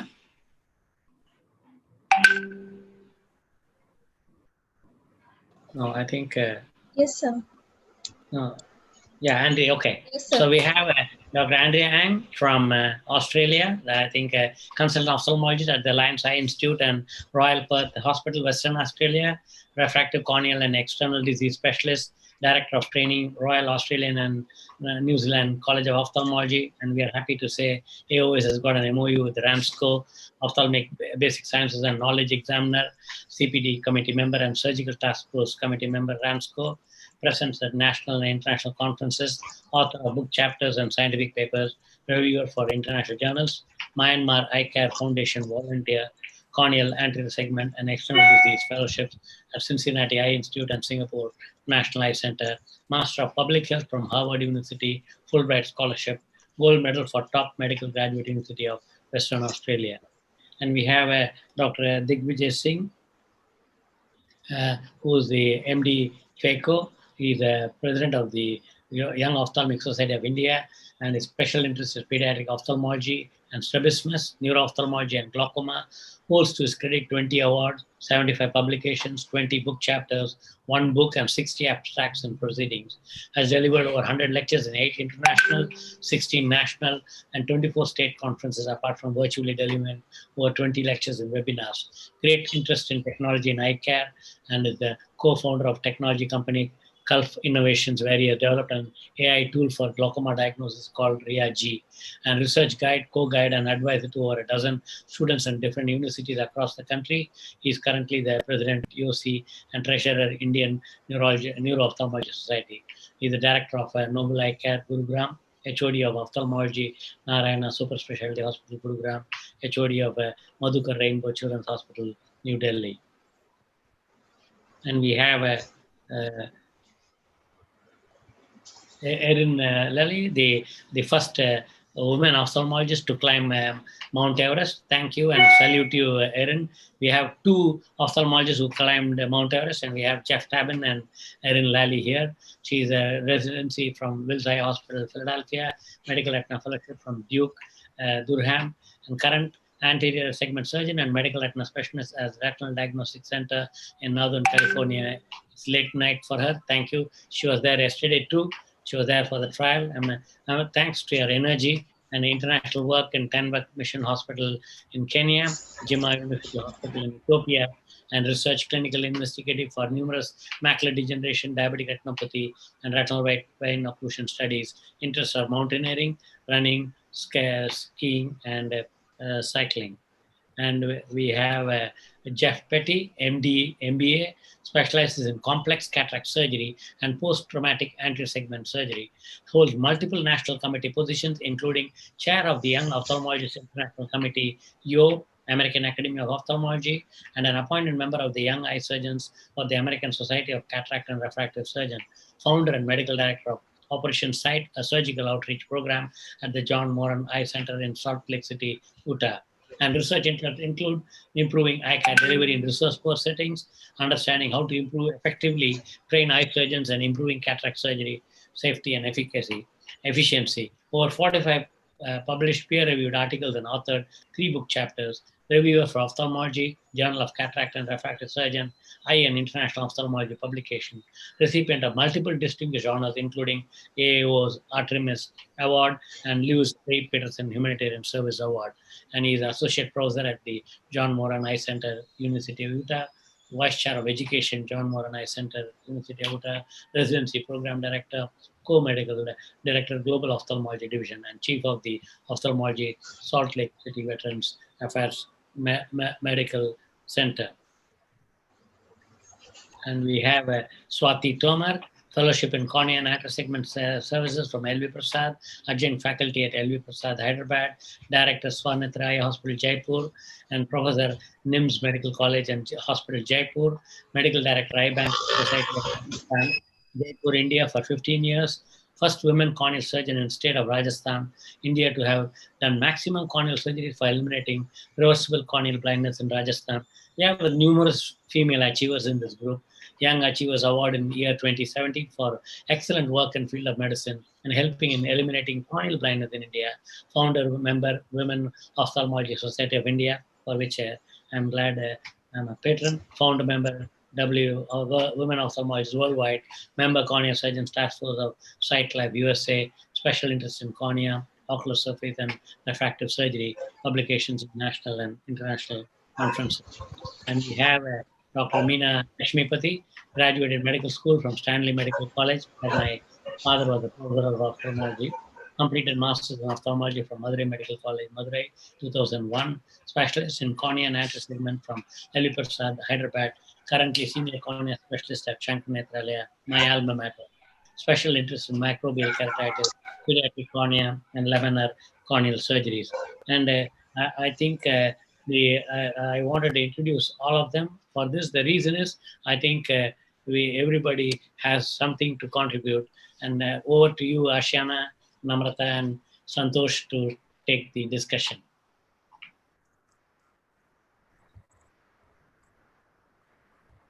Namrata? Professor, thank you so much. Can you hear me? Am I audible? Yes, yes, yes. Beautiful, beautiful. Thank you, Professor, and thank you to each one of you for sharing your valuable time to be with us today. Somehow your voice is breaking, Ashana. So I also want to say that we have, this session is patient-physician communication. So I wanted to tell the audience and the panel here, we have Kanchan Pamnani, who's a patient, and also Priyanka Sate, who runs a big hospital, but she was a patient, and I think both of them are not patients now, but I think they will be taking part in the next session, but I requested them to be here, so we can be free, and I think we are having an open, transparent session. The idea is to improve patient, because we are all as a doctors want to treat patients, and we also want to understand from the patient side. Ashana, whenever you can talk, I don't know, we lost you in between, and you can again take over. Can you speak, Ashana? Well, somehow your voice is again. So I think Dr. Jeff Petty already has posted. Yes. So we have a question. Yes, Arjun. Yes, Dr. Petty has the principles on patient-physician communication. So without further ado, I'm going to hand it over to Dr. Petty to lay the groundwork on patient-physician communication.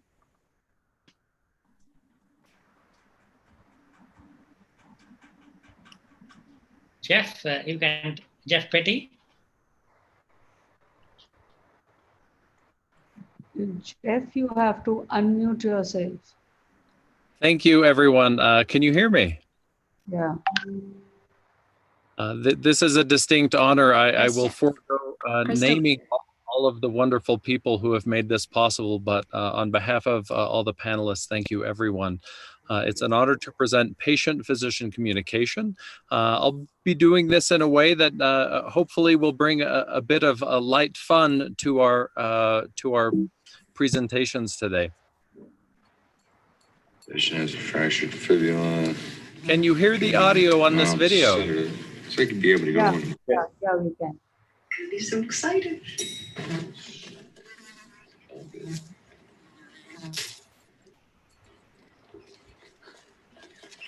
That killed him.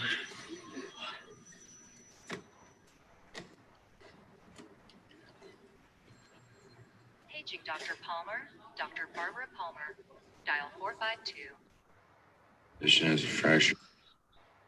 So the first principle of communication I'd like to share with you is that the patient's perception is their reality. No matter how much we think we understand what's going on, until we understand what they are experiencing, we can't begin to help them address their needs. And along with that is another pearl.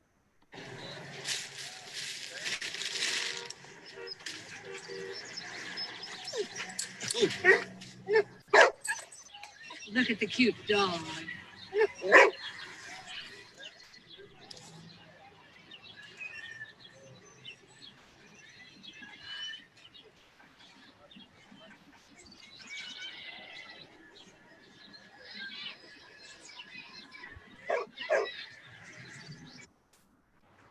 And the lesson here is to not assume. So often we come to judgment based on our past experiences and our past bias, and that's a part of our growth as physicians. However, the longer we go, the more we realize again that until we ask some questions, we can never quite understand. So 3 quick things. When you're starting out your clinic visit, one simple thing to start with as a young ophthalmologist is asking the patient, what do you want me to help you with today? Or why are you here? Or sometimes I'll even ask, if I can fix one thing for you today, what is that one thing? And that will start you off understanding better what they want. Just like a strong beginning is important, a strong ending is important. And nothing is better than simply ending with, what questions do you have? Culturally, of course, this is different around the world, but giving an opportunity for someone, making it a safe place for them to ask questions will again help us understand, not assume, and understand their perceptions. And finally, I find this helpful for both patients and both when I'm teaching a resident. If I teach a resident surgery and they do something just totally crazy, the best thing I've found is to ask, help me understand what you are thinking, instead of saying, what on earth are you thinking? Patient's perception is reality. Don't assume, ask questions. Help me understand what you are thinking. And with that, it's an honor to present our first case. As a 56-year-old patient thinks they have a cataract in their right eye. They're very excited for you to fix this with surgery. Normal slit lamp examination, but the fundus exam shows retinal whitening, a cherry red spot, and an angiogram confirms a CRAO. How do you deliver this bad news? And then a question to our panel. Thank you. So yeah, I don't know where is Ashiana. So who would like to start first from the panel? May I? Lalit? Lalit? Yeah. Yes. You see, Yes, Lalit. I have this habit of taking, whenever I have to break news which is different from patient's perception, routinely I take a picture of the eye, anterior segment as well as the retina photograph, or of all the patients I see in my outpatient. And when I go down to see that picture, I call the patient, his relatives, everybody who is there, who has come with him, and explain him in raw language, layman's language, what is eye, how do we see? I draw a picture on the OPD card that this is the front of the eye, this is the back of the eye. And actually all of us see by the brain, and eye is just a medium. and cornea, lens, and retina. So then I tell him this is a normal retina and this is your retina. So we gradually build up the story that, you have some degree of cataract, but cataract is not the cause of decreased vision in your case. So if we undertake surgery, you will not, in all probability, gain. But build this up slowly. Tell him how the vision forms, how the refraction takes place, and I draw a ray diagram, two parallel rays, cornea converges, then lens converges, and focus on the retina. And the inverted image forms there, and then it gets re-inverted in the occipital cortex. So then the patient slowly understands his spouse or who's a relative. They start understanding, and then tell him your retina is not normal. You have a arterial block, like we have a block in the heart. If heart gets blocked, the life goes. If artery gets blocked, the eye goes. So this slowly bit of story somehow, and then then like Jeff said very nicely, that then let him ask the questions. Let him ask. Then he will more likely ask about what is the prognosis, will it come back or not, and then we talk about various factors about CRA treatment. So that is my initial dialogue. Erin, you are a retina specialist. What do you like to do, or what do you do? I am a retina specialist. Yeah, so I think it's always important to let the patient know that while they were here for presumed cataract, something else is going on, but you can get them the help that they need to give the patient hope and understanding of this is not, initially what you thought you had, but we can direct you to the right person, in this case, getting him to his primary care doctor, and just reassuring him that doctors are going to be there with him along this journey, that he's not alone and you're not going to abandon him because he doesn't have a cataract. There's nothing else that you can do. So I think just stressing the importance that the patient is not alone and this is a journey, and that you are going to help facilitate further care, and that you are there to answer any questions and get him to the physicians and places he or she needs to go. And I think I always quote Dr. Charles Keepens. He's my mentor's mentor, and I met him, and he says, put it in the research, Keepens Research Institute, never say never again to a patient.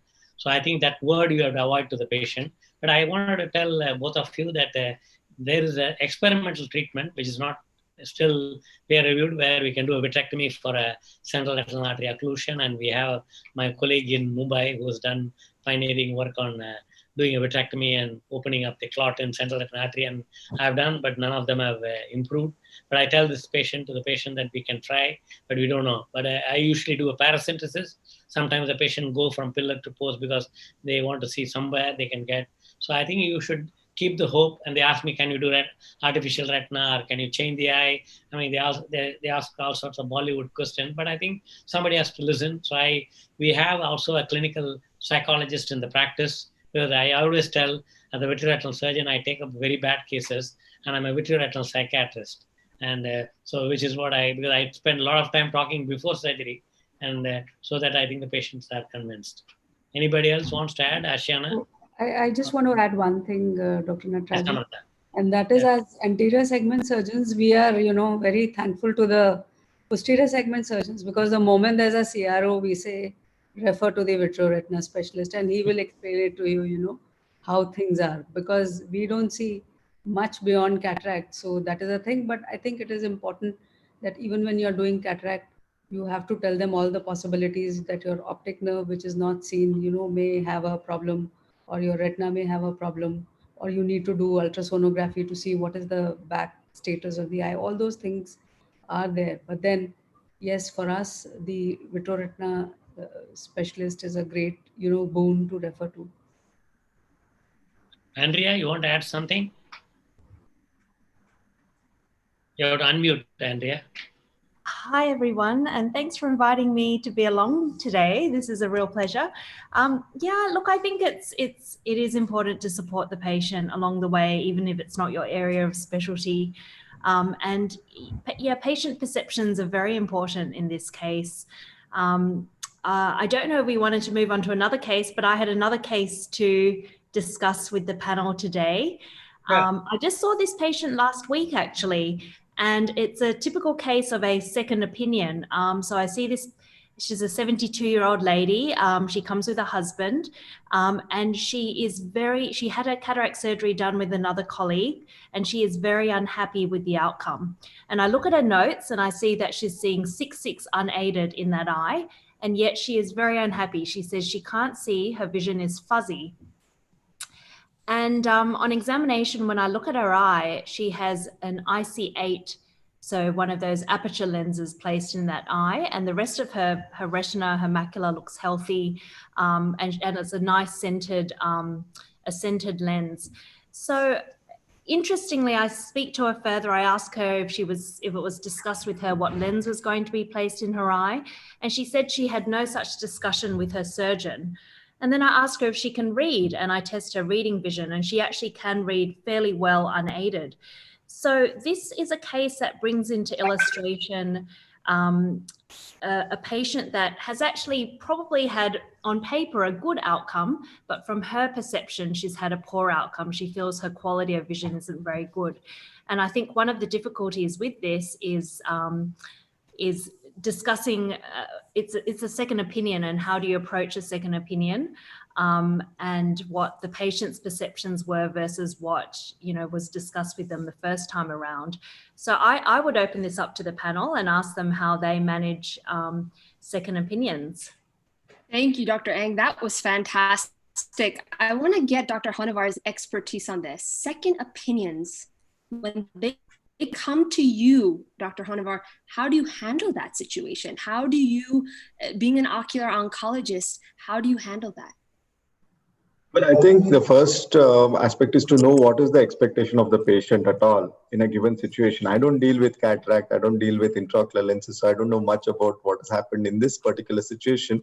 But I do deal with second opinions for tumors, etc., benign tumors having been diagnosed as malignant ones and vice versa, and bad outcomes, etc. So first thing is to know the expectation of a patient in a given situation, and then tailor your counseling accordingly. I would, in any given situation, if a patient has come for a second opinion, I wouldn't say anything derogatory about the doctor who has given the first opinion. I think that is a big no. You should not even mention that. You just take it on from wherever the previous consultation has left and take it to the best of conclusions. Beautiful. And Dr. Meena? You have to Ashana? unmute. Yeah. No, you have to unmute, Dr. Meena. No, you have to unmute. Fine. Yes. Yeah. Yes. So in this particular case, I think what the patients really want is somebody to hear them. And then you have to completely hear them and ask them what their real problem is. And then you make your objective assessment of them irrespective of what has happened. So you need to also know, you have to assess if there has been any complication, or is the patient unnecessarily blaming the previous surgeon. And then always start off with something positive and say that the surgery has gone off well, there has been no complications, and in routine practice, this is the best of the outcome. And then explain that the types of lenses could have been a multifocal lens, and if it has been a well-centered lens, say always the positive things and say that she will get better with time, or her brain will understand what is actually happened. So I think I will always start positively and end positively. Excellent, Dr. Meena. And Dr. Digvijay Singh, what if there wasn't a positive outcome to this surgery? How would you handle that situation? What would you say if you were the referring doctor? Or rather, you received the referral? Right. So I'll discuss this case, and also, I'm a neuro-ophthalmologist, so a lot of the times I end up with a lot of optic atrophies which are coming to us, and they don't really have positive outcomes in many cases, as we all know. So two things that I discuss with them. One, as in what specific problems the patient is facing now, whether it was, in this case, there's an issue with, let's say, reading, or, they feel that, they're having to carry on a pair of glasses all the time, or they keep getting their glasses, or driving is an issue with, let's say, a multifocal lens. In optic atrophies, they may have an issue with, not being able to read the newspaper. Or so you ask them for specific problems and you try to give them specific solutions. And you need to also offer them a lot of other rehabilitative opportunities, let's say in cases of optic atrophy. And here probably you could rehabilitate them with either presbyopic glasses, or you could give them, some contact lenses, or you could basically give them certain statistics, which is, stating that, you're like about 99% of the world now. They're all using, glasses, cataract surgery, for example. So things like that help the patient, get a positive outlook, even though you know that you can't really do much. You can't go in there and change the IOL, for example, to multifocal if that's what the problem they're having, or you can't get the optic atrophy corrected, but you can give them solutions, and there are solutions for everything. And a lot of times, I think it's just your positive energy, the way you're talking to them, the way you're giving them an outlook, that makes all the difference for that patient to go home satisfied. Beautiful, beautiful. Dr. Divakant Mishra, would you like to chime in on that?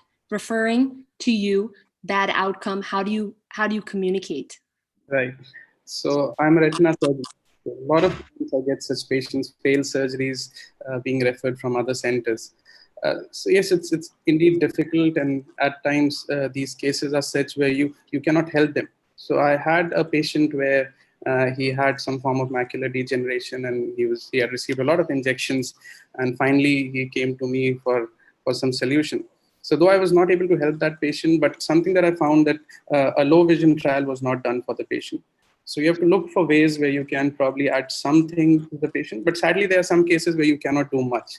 So you just have to have some empathy and explain the whole situation to the patient. And yeah, that's it. Excellent. Dr. Petty?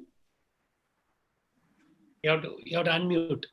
Yeah, I would just harken back again to some of my comments. It's so hard to know exactly what happened. How many times have we had patients tell us something that they thought we said when we, of course, didn't say that thing? And so just like we wouldn't want to rush to a diagnosis before having all the information, I really would want to understand better what exactly happened, get the operative reports, etc., paint the entire picture before making a decision. Beautifully said. Beautifully said. Dr. Namrata. Oh, please, Yeah. please, Professor. No, I just want Namrata will come. I also had one more. Sometimes patients are so angry, they come to me, even if the surgeon has done everything perfect, or something like expulsive happening, or a vitreous loss doing a cataract, or endophthalmitis, they come and tell me, oh, he's done wrong and you want to support your doctor. So I always tell them, see, like endophthalmitis or an expulsive, it's like a fire happened, and you come after that, and then I don't know what was the situation, the surgeon was there, and then the thing. So I think it's very difficult to say what happened 2 days before, and you are to me after 2 days after the storm is over or the fire is over. So I think patients in that situation always want to say that you are supporting your colleague, but I always tell them, whatever it is, whether I support or not, you imagine yourself, we are here to help you. So I think you should understand, I can't answer what happened 2 days before. I can only answer what is now. So why not we discuss what can be done rather than dissecting what happened before. So this is what I tell them. I said, I see complications, and I always tell them, since I've done thousands of surgery, in my hands, complications happen, and I have lost eyes. And it's not my mistake. It's because of the pathology. It's because of the old age or because of whatever. I mean, it's not that it's a medical negligence. We have a patient who's a lawyer in the group now, Kanchan Pamnani, and I think I'm always transparent. So I always tell them, and there are sometimes patients record what you talk, and here public are seeing in the Facebook. So I think every patient should know faith is the most important, and that's why we begin the whole thing as a doctor, as a praying, whether you believe God or not. I think you have to believe some superpower, and all of us are assembled here to cure blindness or prevent blindness. So I hope whoever is seeing, whether it's a patient or a physician or a doctor or anybody or lawyers, I think they have to know that we have an only intention is to make people see. Namrata, Ashiana asked you a question. Professor Sharma, if you can give your insight on the topic. On a second opinion. So I think we get a lot of second opinion. So we get a lot of second opinions from all over the nursing homes and the hospitals, and even from other states. And I think it is our duty, like I always say, to not to say anything about whatever surgery has been done. If it's an uncomplicated surgery, then of course you must really praise it and say all has gone well. And sometimes, like they've got one eye done from the other eye from some other surgeon, and they've come to you for the fellow eye, and then they want you to, give opinion on the fellow eye, how it has been done. So that is important, that you always are appreciative of your colleagues' efforts, and also give them an option that in case you want to get the second eye done from your colleague, whether in private or in government, it's best to get it done from that person, because he already knows your anatomy, your physiology, the way your eye will behave. Sometimes we do get cases which are complicated and which come for a second opinion. I think there it is very what do you say, you have to be really cautious the way you tread, because you have to tell them that there is a problem, but then this problem can happen with anybody, and there is a solution to the problem. Most of the problems would have some or the other kind of solution, and it is best to show them the path which is there, vis-a-vis what can be done prospectively, rather than telling them what has been done retrospectively. So I think that is very important, especially regarding the complicated cases. Thank you, Dr. Sharma. The idea is, in ophthalmology, we have two eyes, right? And no eye acts the same. It's not that we have one heart, right? We have two eyes. So absolutely, when one person is getting surgery from one doctor and a second surgery from another doctor, it's complex when they're comparing eyes. When they're saying, I'm 6'6" partial here and I'm 6'5" here. Why am I 6'5" here and 6'6" partial? So I think Ashiana has made Is an art. Yeah. Dr. Would you comment on that? When patients talk about comparing eyes, either amongst the same surgeon or having had one eye done, surgically operated in one eye compared to the other by a different doctor. I think we missed out who has to answer the question. But I think even by the same surgeon, they would always say the first eye which was done was much better than what you have done now. Because I think when you do the first eye, the difference which is perceptible is great, and when you do the fellow eye, then they know, one is that they know what to expect, and they always feel that the first eye was better. So I think others can also opine on whether this is their experience also. Swati is there? Swati? Yes, Swati. Swati, you have to unmute. Yeah. Yeah. So I also feel the same, that second opinions definitely are very important to us, because we, as Ashiana said, we have patients in which we give some kind of treatment, and maybe the operated eye, which was done earlier, was not so good. But then it just depends on a lot of other situations. I would say how they take care of their eyes post-operatively, what are the surgeons, the surgical skills are, and it is definitely not a good idea to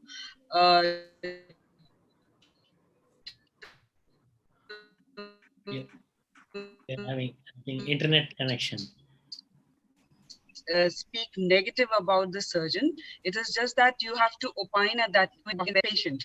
So I also feel that give a heart-to-heart talk to the patient, be honest in what you are doing, and probably you would definitely, whatever the complications have been faced. There's nothing that you can do much about it.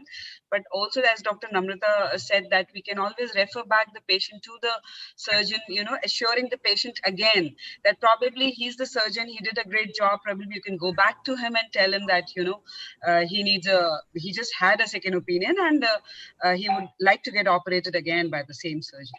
So that's how I would look at it. Beautiful, Dr. Erin, you want to say something? Erin?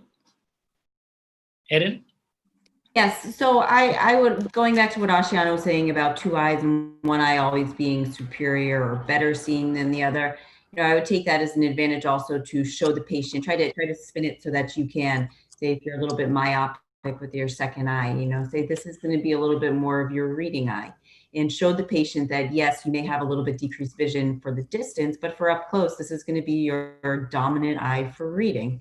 And so show the patient, I think, just reassuring the patient that the surgery was a success. You safely, or if not, you got the lens in the right position. Nothing happened. It's nothing that the patient did either. It's just reassurance and walking the patient through kind of the gradual healing process after surgery, and validating their concern, but also showing them that, hey, you may not have the distance you want, but look, you've got increased near vision. So just showing them that there can be positive, or trying to stay positive about the outcome as well. Jeff, we have two Jeff here, Chef Tappan and Chef, both the Chef, anything more to add? So Chef Tappan, we are very happy. So you're doing the mountain climbing from early morning with us. Well, you know, it's a wonderful discussion. I just reiterate what everyone's been saying. I think the key thing, like Dr. Petty said, is to listen to the patient and try and understand what their reality is. And you have a patient who seems to have a good result. They don't understand they have a multifocal lens in. So I think the first the thing you have LDP to do 2017-18 program, which was meticulously organized by All India Ophthalmic Society, especially the efforts of Partha sir and Dr. Can we Natarajan. request those that are unmuted to kindly mute themselves, please? Years of my work. And As an assistant admin, professor at SMC Medical College, Jaipur, I have felt my interactions with residents has improved tremendously while supporting them in their learning journey. And the tech team, if While you can kindly overseeing mute undergraduate teaching of the ophthalmology participants that are not SMSI speaking. department side, I am making consistent efforts for improving ophthalmology teaching of MBA students as well, so that they develop a keener interest in ophthalmology and better I think Raman, of its advances needed the at admin, their I think is a I have also somebody. assumed leadership roles Raman, in Young Ophthalmology Society of no, India, somebody from the, Society, I think some and other organized webinar state coming. level PG teaching program for blocks. Raman, Okay. yeah, can you tell Rahul? I think it is Sonal Kalia. We have to Sonal call Kalia? up to her. Yeah, her thing is showing as active. That is why. Yeah, Dr. Tabin, sorry about that. Dr. Tabin, can you give us your pearls once again? I was just going to say that the key thing is really to listen. And as Dr. Petty said, you know, the patient's perception is their reality. And rather than trying to tell them what you see, I think the first thing is always to listen. When you're a consultant and you're having someone come, I often see patients are coming for a second, third, fourth opinion. It is really to listen and try and understand where they're coming from, what their perspective is, and then try to explain things, even as, you know, in that first case when you have a central retinal artery occlusion. I think people really deserve and want to know the truth about their eye, and just to explain it as clearly as you can. But I think the key thing is to really listen, hear where the patient's coming from. I'm always supportive of my fellow ophthalmologists and try and put it in the best light, but to try and understand where the patient is coming from, their perceptions, and then try and explain the reality and the best part of the situation. And I try to, you know, point out the excellent aspects that, isn't this fantastic? You're a 72-year-old and you're able to see both near and far. You're reading 6.6 on the eye chart. And unfortunately, you know, we can't make you 18 again, but your surgeon did a really wonderful job. And look at how well you're seeing. You're seeing 6.6 on the eye chart, and you can read at 72 years old, and try and really put it into the best perspective possible. But I think the key thing is what Dr. Petty showed in his very first video, is that the patient's perception is their reality. And you need to come from the patient's perception rather than just putting your professorial knowledge and saying this is what it is, but really hear the patient out. Beautiful, Dr. Tabin. So listening to the patient, I think another aspect too is, why not we just pick up the phone? If they tell us, right, that and the patient is referred to one family or global family, we can pick up the phone and we can speak to that, find out exactly what happened so that we can make sure that the care is seamless.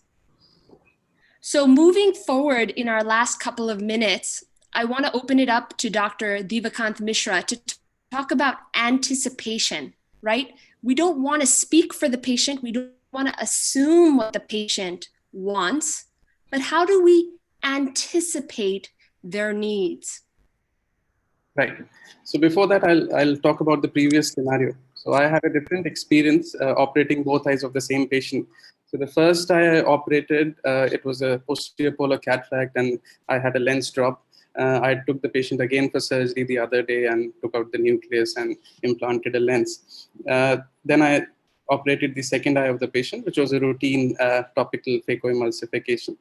Patient was 20/20 and 6, both the eyes.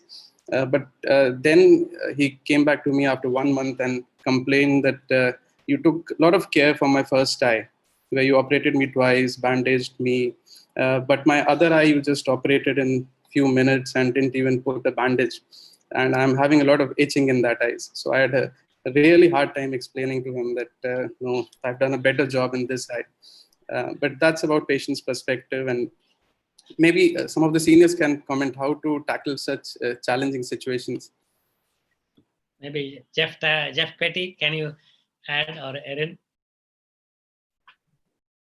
Go ahead, Erin. Yeah, you have to unmute, Petty.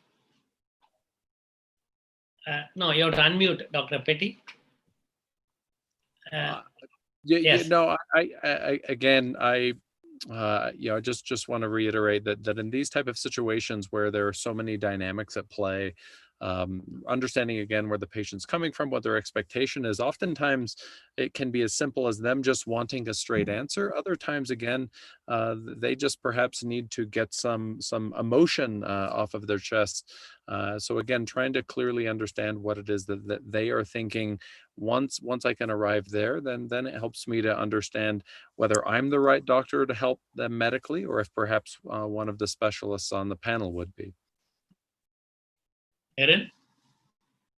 I think, again, reassurance. Sometimes the patient just wants to know, hey, why are you paying so much more attention to one eye? You know, is what's going on with my other eye? And just reassurance, talking to the patient, letting them know, you know, there was a complication with that first eye. I think being very honest with your patients gets you pretty far.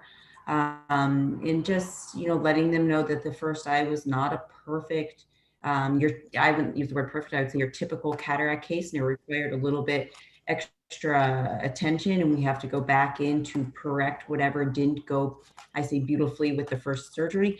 And I think patients are very receptive to that. I think the more that they understand and the more that they know about what happened, the more they are willing to kind of participate in the whole, in the process, and just have a better understanding of what to expect in the end as well. So I think being open and honest with your patients is paramount. Erin, I suddenly see in the screen more females than males here. So and I wanted to say that because you have climbed the Mount Everest, and what's your advice to both the men and the women here in the group now? And what does the patients feel about when the patients come to you? Do they know about that you climbed Mount Everest? Most of them do not. I'm pretty private about stuff like that, but I get my motto is one foot in front of the other. So no matter what kind of step you're taking going forward, you always want to be moving towards something, making progress in whatever you're doing, whether it's, you know, a really tough phaco case, or who knows, going on a huge run. It's just keep moving, keep going forward, and keep reassessing the situation step after step after step.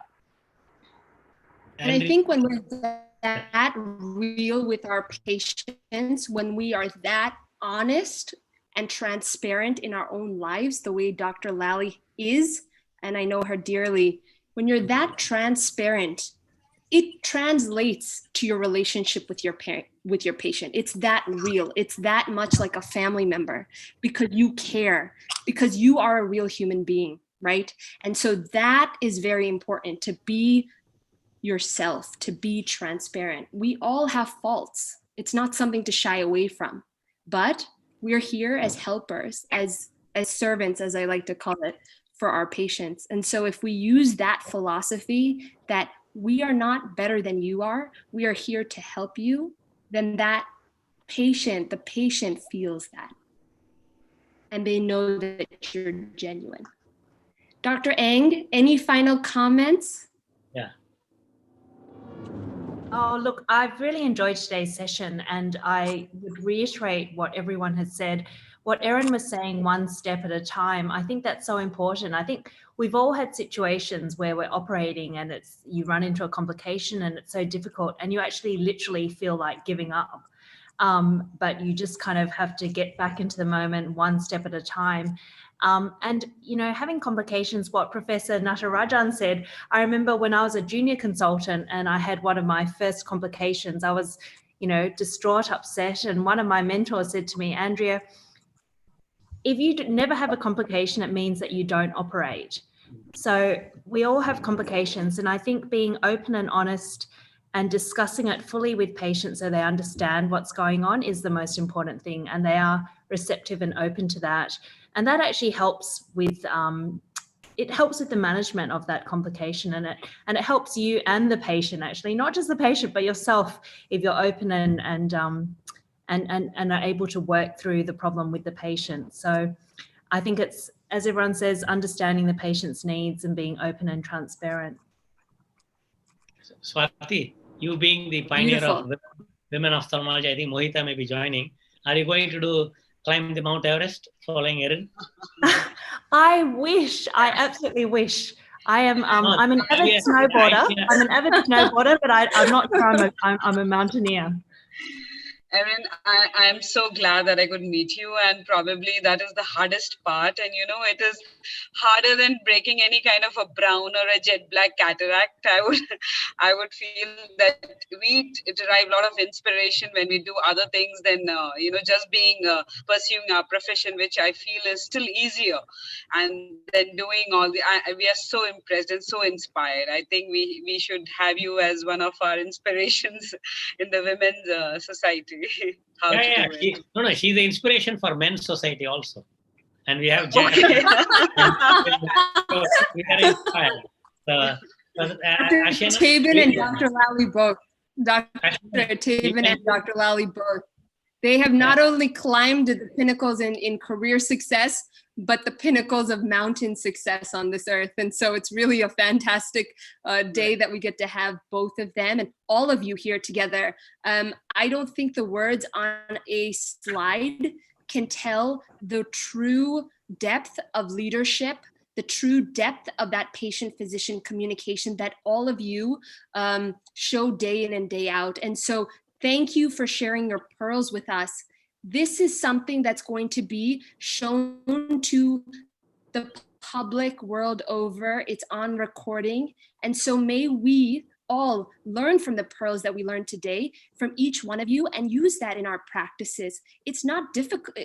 I should say it is difficult to be a young ophthalmologist right out of training and not know how to handle patient consent. Many times in different programs, it's not something that's taught, right? We are seeing 100 patients a day. So who's talking about it, as Dr. Mishra had taught me?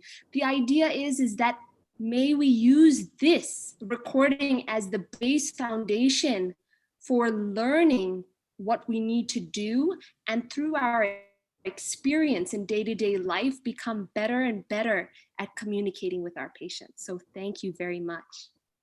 So thank you, Ashiana, for putting up a wonderful, and thanks the panelists and the moderators. So we are moving to the next, and I want all of you to be there for the next 15 minutes because we are continuing with our patients. So I'm again sharing the screen.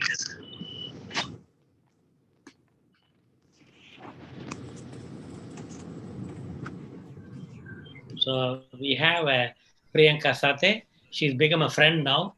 She's born in Mumbai and bred as actually she's born in Bombay because Bombay was before 92. And now it's Mumbai. And she's a Mumbai girl with a postgraduate degree in finance from London. And she worked for close to a decade, predominantly in the diplomatic missions in India in their trade and investment promotion division.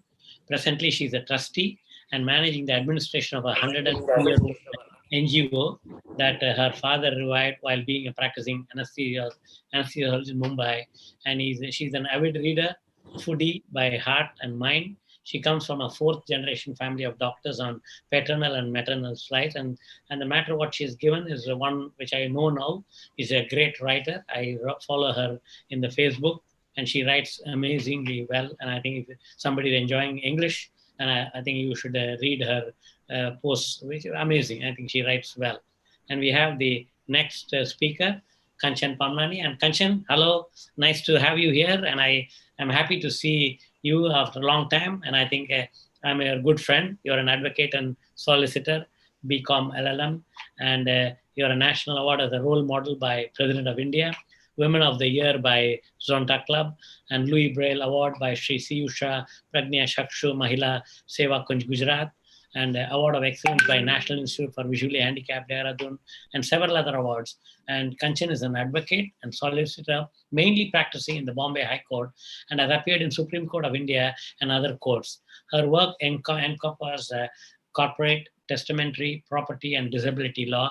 Her clients include Indian multinationals, NRIs investing in India, Indian financial institutions, private and public trusts, high net worth individuals, and NGOs working in the field of disability.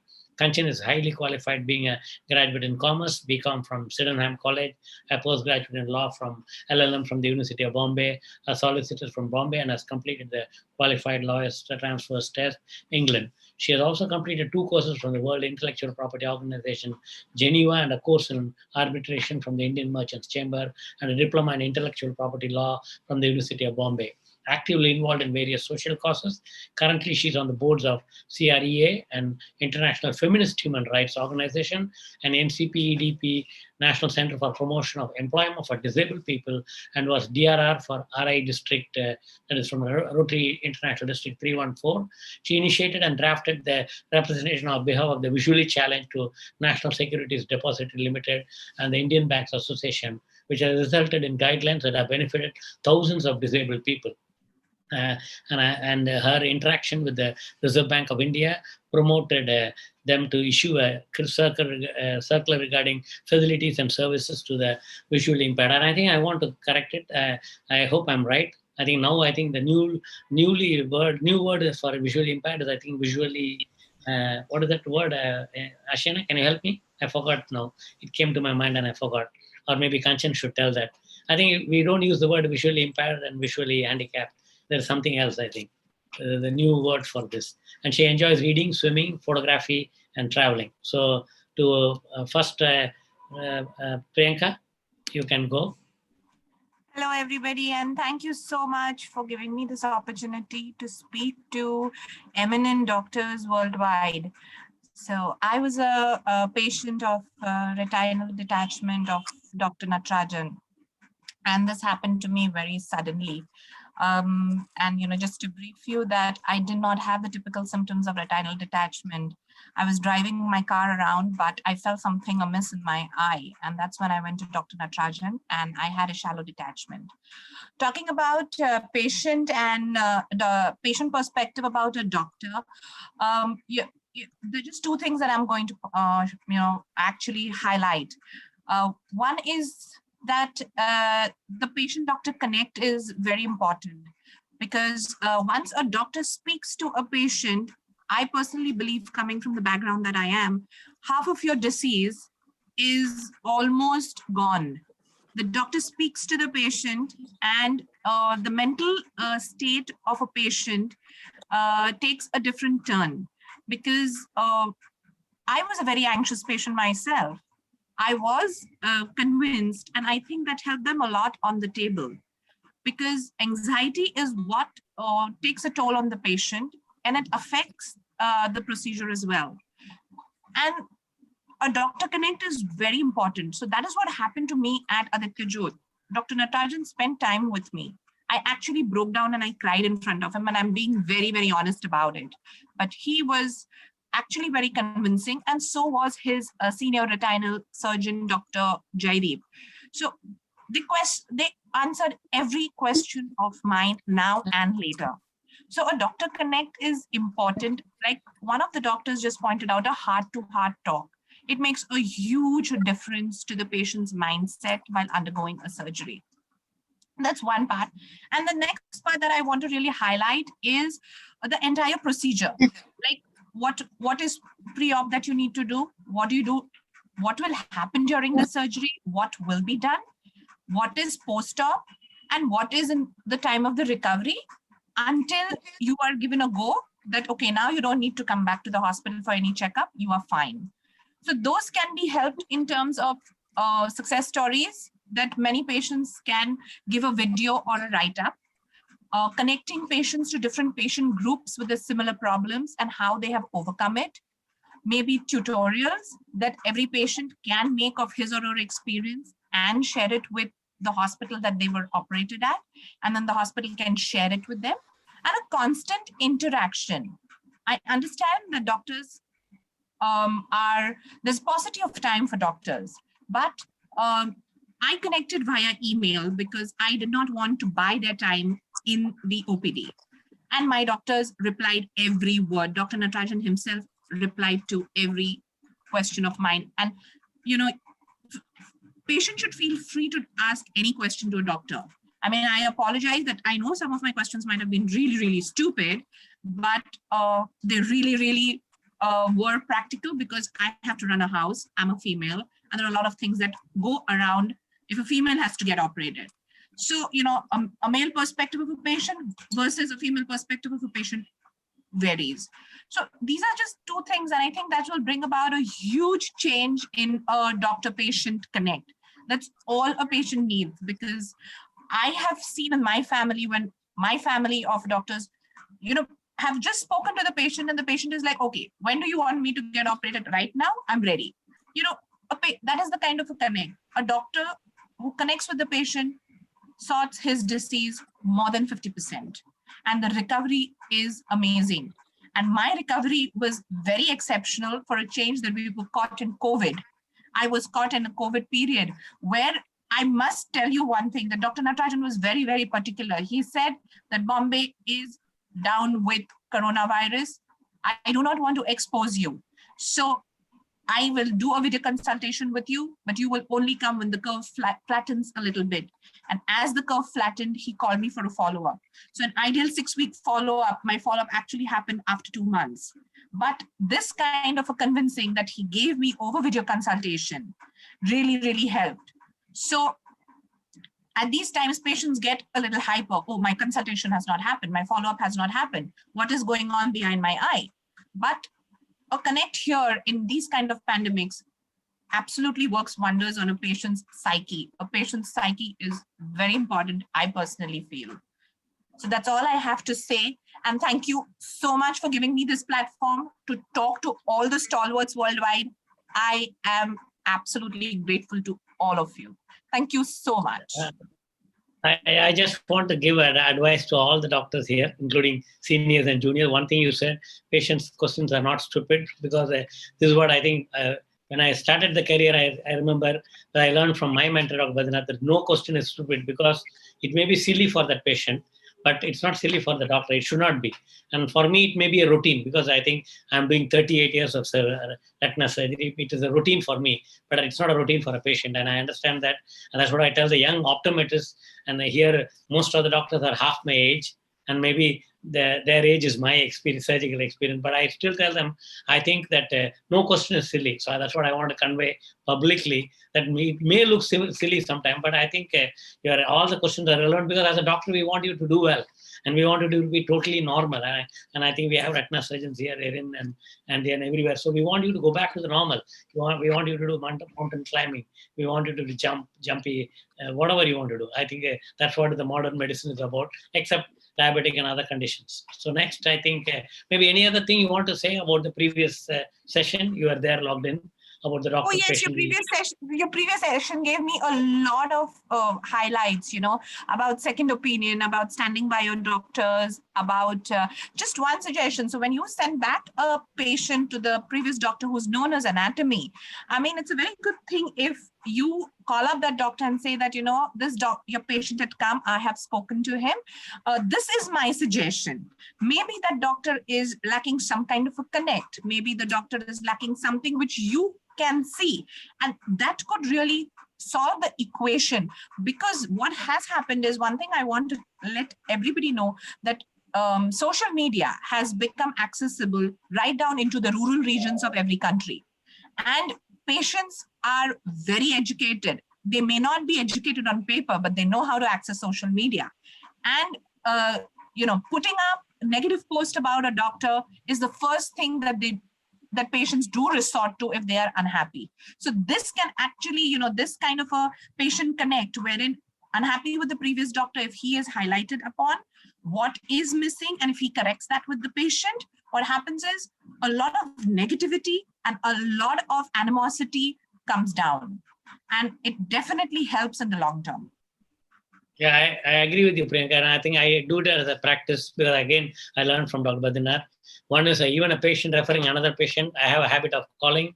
If your Priyanka refers, I'll call you. It's not for marketing, it's not for anything. I just want to tell them, you trust me and you have sent a patient, I've done this, and if the outcome is not good also, I call them and tell them, because all patients don't see. And I think it's a great point, and I think this is what I tell. And I also tell the residents and the optometrists who are in their early 20s and 30s, where sometimes they have the habit of telling something, they're murmuring something, reading the history. So I always tell them, if you want to do something, you go back, call me separate, tell something if you want to tell something, and don't even tell about even another patient in front of a second patient, because it's not a question of anything, but one, we maintain privacy, and I think as a patient also we want to respect their privacy. So I think great point. Now we can have Kanchan. Kanchan, how are you? You can unmute. You're muted.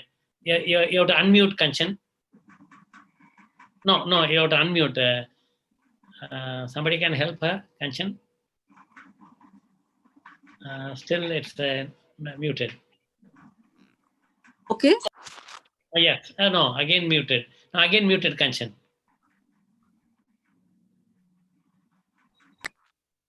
Okay. Yes, yes, Kanchan. Audible now? Well, I'm very honored to be here amongst the doctors. I think I started my life with a gynecologist and landed up in the hands of an ophthalmologist, and I've been with ophthalmology for the last 50 years. But I am going to continue to be a patient, Dr. Natarajan, as you mentioned, but I will be a patient for all my life, I think. So I started with congenital cataract as a kid, and my relationship with my doctor was something like a family relationship. The first I can remember as a toddler, I wanted to jump, and I asked my doctor this question. I could have asked my father this question, but I asked my doctor this question. I want to jump. And he was like, wait a minute. He picked me up, took me in the air, did not toss me, just gently brought me down and said, that's your jump. This was something I learned as a child, that I cannot jump. I have weak eyes. I have to be very careful. But my doctor did that for me. And he didn't have to say it in so many words. At that time, I did not realize, but I knew. After that, I've always been very happy to go see my doctor. I had great marks in school, so I used to carry my mark sheet to show him every year. He saw it. He was appreciative. He didn't know what to do with me because I really had very weak eyes. Of course, the cataracts were done at that time, but by needling, not by phaco. My doctor relationship was scary. I used to go sit there for hours waiting for my turn to come. But when he saw me, I was happy. I came back relieved, happy. Those were the initial years. School was difficult. I had to sit up in front in school because I could barely see, but I had a plus 11. I managed.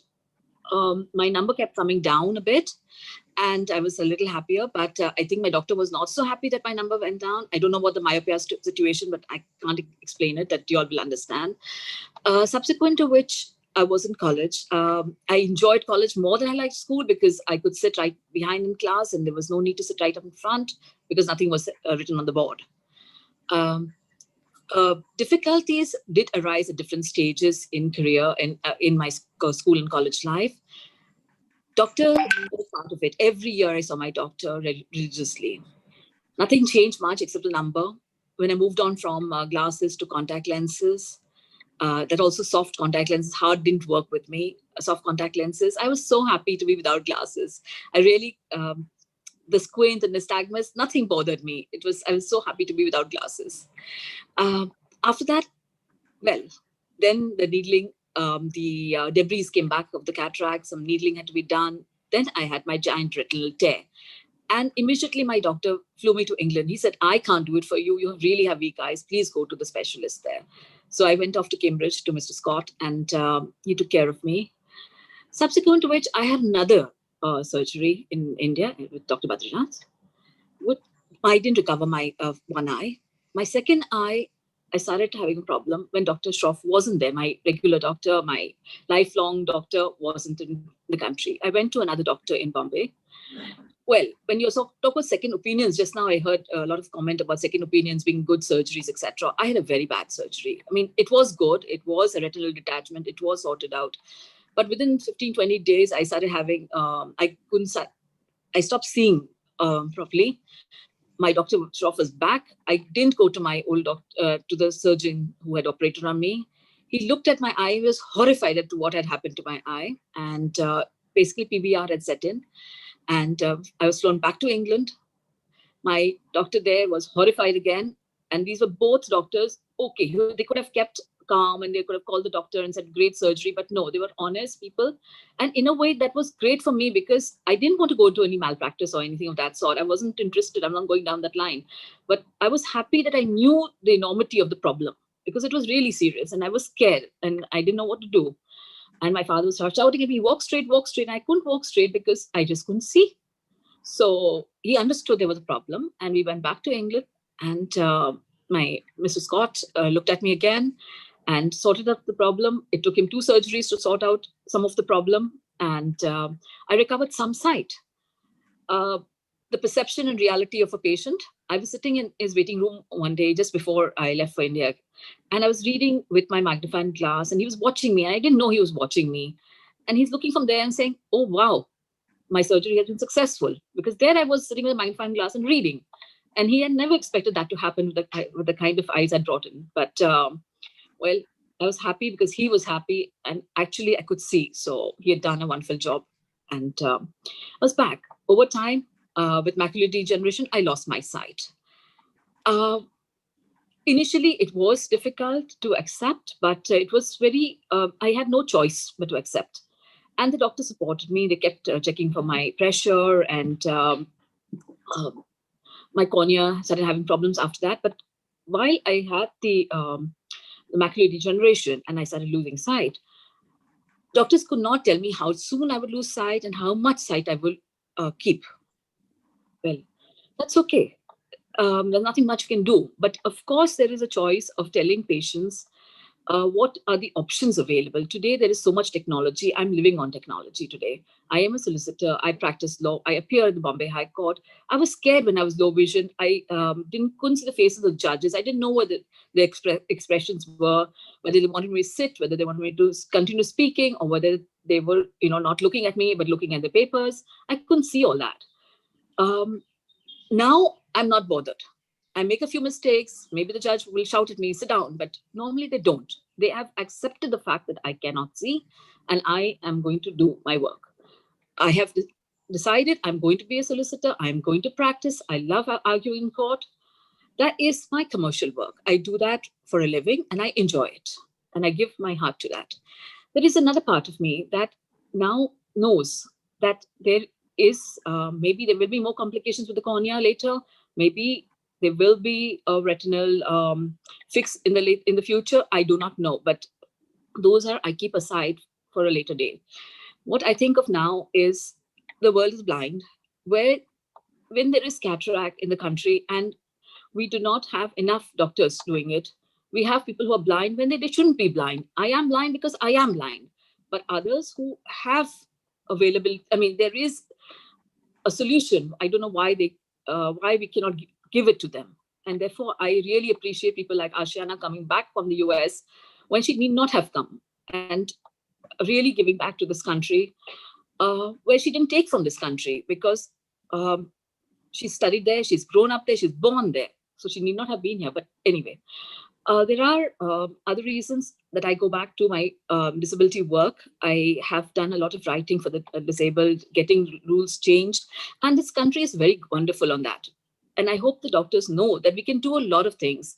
I am pretty independent. I won't say I'm fully Atmanirbhar, but I am reasonably Atmanirbhar as an independent in my life.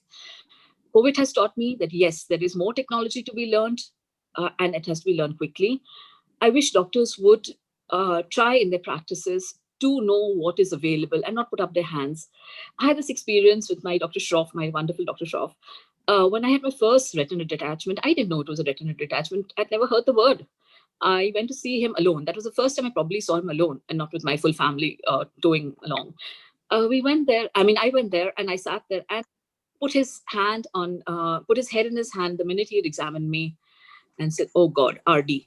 And when he said the word RD, I felt as if there was a death knell. But no, he called my dad in and he arranged for me to go to England, and well, I recovered my sight. So it is, I mean, you can keep a positive image all throughout, but sometimes it's nice for the patient to know how seriously you think about the case, because, well, I understood that I would have to rest for a few days before going to England. In those days, it couldn't be arranged so easily.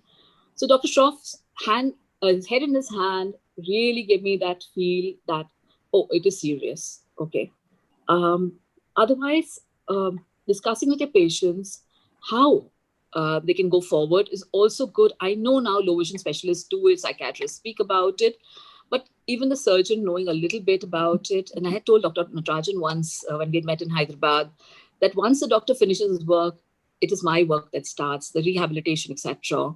But I wish the doctors would know a little bit more about it. It is all available today. There was a generation when my mom had to write around the world and not get response from most of the world, but there was nothing available. There was no internet. Today, everything is available and people are there. I'm only grateful to all my doctors for taking the time to take care of me. I am very happy that I've had wonderful doctors, and Dr. Shroff, Dr. Baliwala, and some of my really, really wonderful doctors. I'm grateful to be here. Thank you very much. Thank you, Kanchan. I think really, I remember even meeting you with Dr. Badrinath and Dr. Gulapalli Rao in my inauguration. I think you came for the public meeting. And I think I remember very well. And I think that's why I learned. And I keep telling this in every meeting. As a vitreoretinal surgeon, we see patients like you. And after all the best surgeries, patient may not see. And then I always tell them it's not over. And I actually, I'm happy that you are here today and expressed your heart. And then you told about your profession. So I found the word. I think that now the new word Government of India says is visually challenged and physically challenged. They don't use the word impaired and disability. So I think you're only challenged. So I think you can challenge us, and I think we are very happy you are here. And this is what I want to convey. We have the young doctors of the world in this group now, and we want to tell them, I think once everything is over, whether the surgery is done well or the patient is not seeing, I think the thing is not over. And I always say, when a patient who doesn't see after my surgery, not because of the fault, it's because of the pathology, whatever, I think that patient brings me a gift. He brings me Diwali, he sends me Diwali gifts. I still have a very old man. He's 85. I operated him 30 years back. He even now calls me, and he 2 weeks back, he called my hospital and shouted at my reception, "Give Natarajan's mobile number." I know him very well. And since he was old, and when I went to the hospital, the receptionist was upset, "Sir, the patient is very angry that I'm not giving the number." So I said, "You give my number," and I connected to the patient. I told him he is hard of hearing because his children are doctors, but they are in England.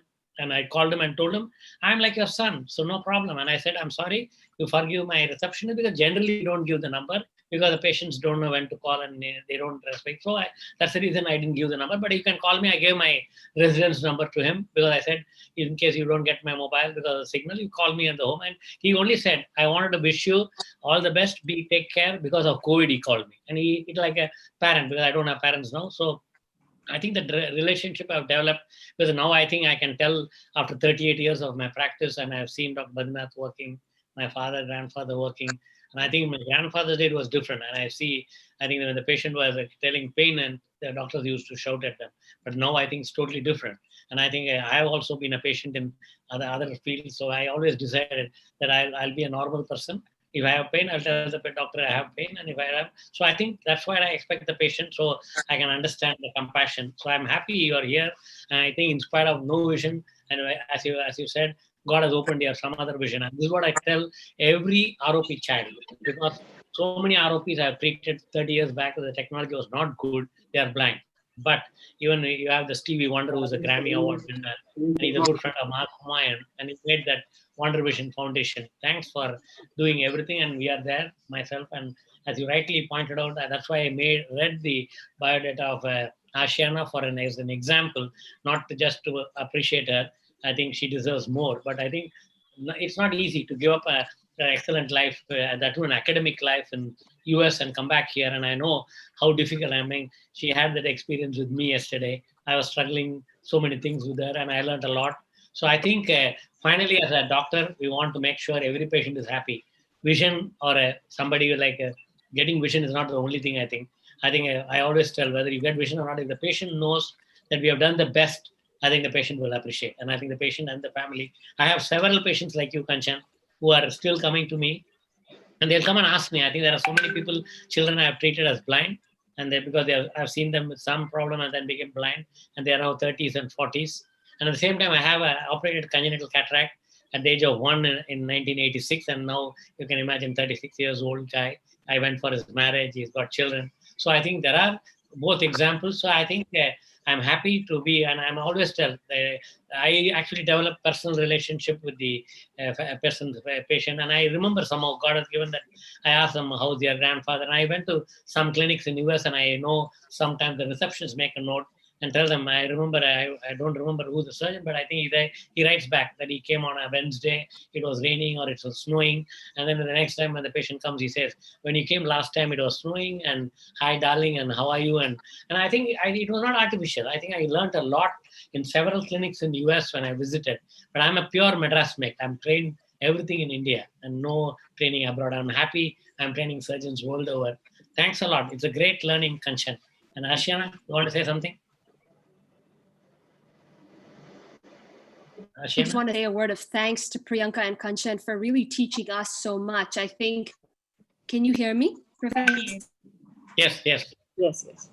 I just want to say a word of thank you, because you have taught us so much. You have taught us the importance that, when we finish our work, your work starts.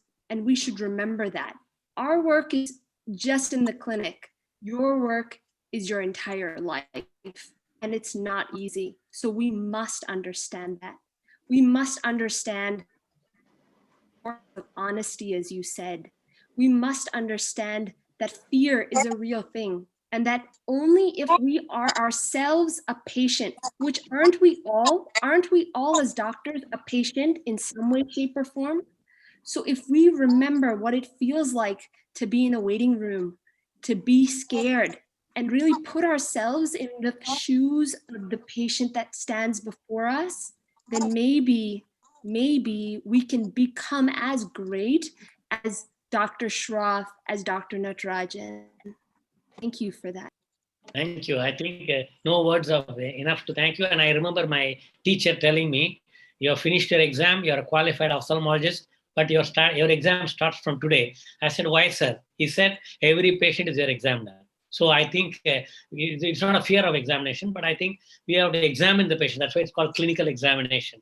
So, when you go for exam, you write an exam. So every patient is an examiner. So I think that's why if you have love and care, you don't have to be afraid, and we can treat every patient. And that's what we give a lesson to every one of us. And thank you, Kanchan, and thank you, Priyanka.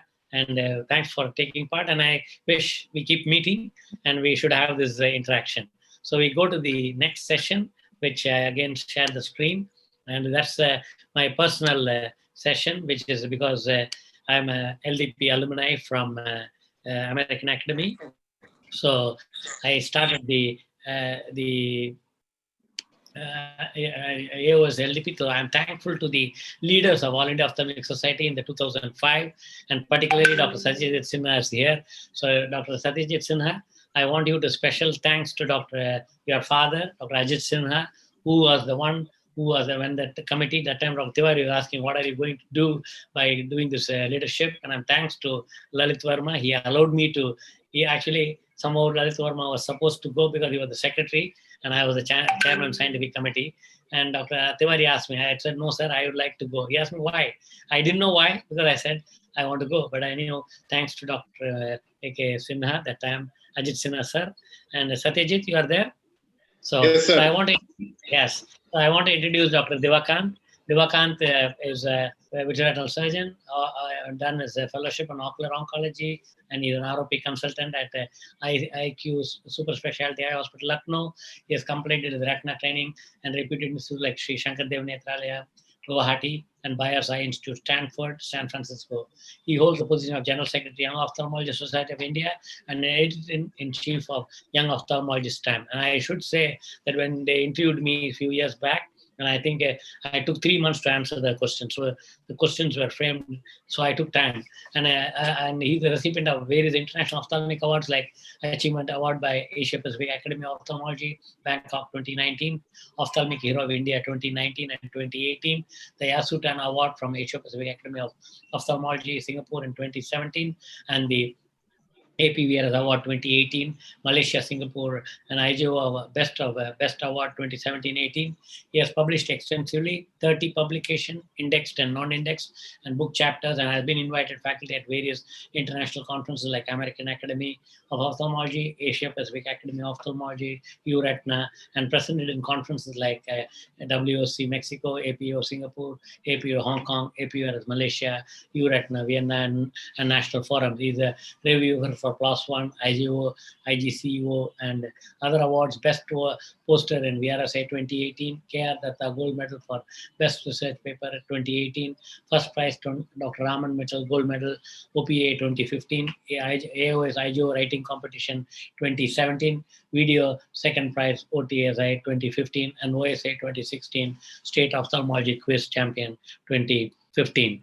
And we have Dr. Satyajit Sinha, who's presently the Academic and Research Committee member. He's the first LDP alumni of All India Ophthalmic Society, presently Section Editor, Indian Journal of Ophthalmological Society, present Joint Secretary of Bihar Ophthalmic Society, member of Scientific Committee, member of Scientific Committee of Bihar Ophthalmic Society, Treasurer of Patna Ophthalmic, Secretary of Patna Ophthalmic, Joint Secretary of Eastern India, IRSI Gold Medal 2018, recipient of Dr. D.K. Ghosh Gold Medal, Best Paper Presentation at Karnataka, Best Poster Presentation again at Karnataka, Educational Fund Award by APAO, presented papers and invited guest faculty at various conferences, national and state conferences. And I've seen him in the WOC. We met him in the Christ in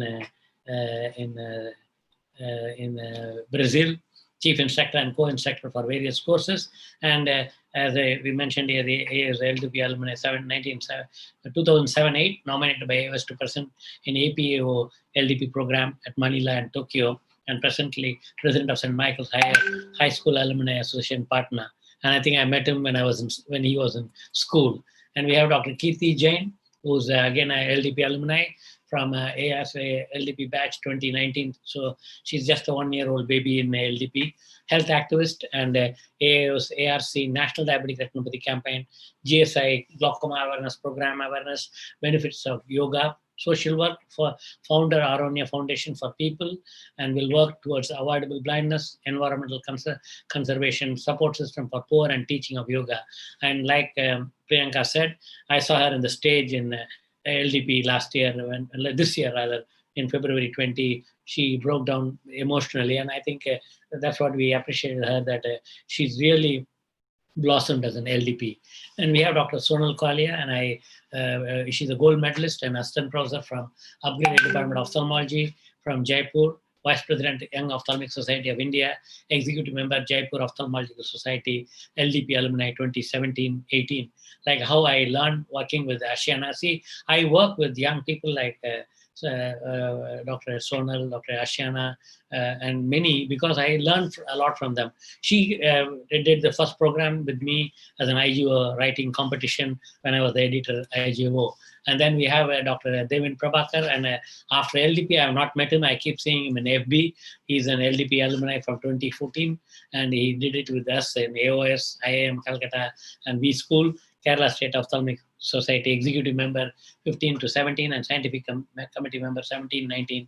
He's a health activist and Best Doctor Awardee, Government of Kerala 2013. IMA Prevention of Blindness Project, Kerala State Convener, World's First Glaucoma Awareness Scuba Dive, Maldives, YouTube channel, 7 lakh views, amazing. Salute you, Devin.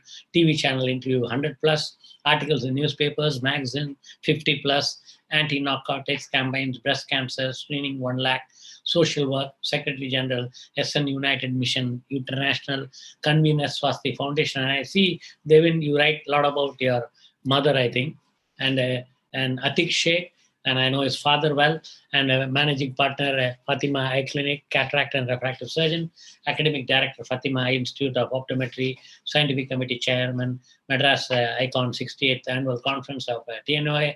I told him that you should do an LDP in TNO8. I hope you should do it in at least online now, because physical meeting is not there. He's the executive member of the Madras City Ophthalmic Association, where I'm still a life member, section editor of the TNO Journal, again I'm a life member there, and leadership development alumni from AOS 2017-18. He's TNOA Captain Subramanian Best Video Awardee 2014, and has been part of instruction course at ASCRS, WOC, APAO, AOS, TNOA, and made video presentation in APO, APACRS, ESCRS, and TNOA. I'm glad I see people like him, because I've seen him, Satyajit and all, from his school days. And Geetanjali Sharma is now the president of the Pune Ophthalmic Society. For our first program, she invited me, but it became during COVID time in May. And she's a coordinator, COVID Task Force, Kondwa, Vanavadi area, Pune, academic committee member of the International Society for Manual Small Incision Cataract Surgery, Maharashtra State, moderator of Informed Consent of Ophthalmic Surgeries in Marathi for AOS. She did a wonderful job. I'm sure Dr. Namrata will appreciate that.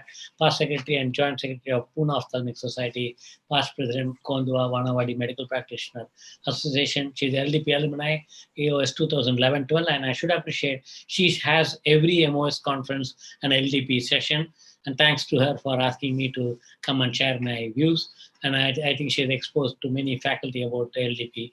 And I'm glad even Ashiana asked me, many of her friends asked her, what is LDP? So this session, I know you're a little delayed, but I'm taking the time to read about everybody, because it's a pleasure, because I've seen them, unknown figures, before they joined LDP. And I'm glad as an AOS, whatever position I was, I'm happy to see them grow. And I wish and I pray that they become and they excel me in every activity, like everything what they do. And their best paper award at MassCon, and then International College of Surgeons, Dr. Sehgal Award, Best Poster Award at ICS International Meet, Dr. Madhusudan Jamwar Netra Seva Award, Anandibai Karve Award, Lakshmi Bhavar Ranade Trophy, Gopte Trophy, Special Award at AOAC for her excellence in poetry, poet and Kathak dancer. And I think Dainik Sakal has, it's a newspaper, felicitated her with the Woman of the Year Award.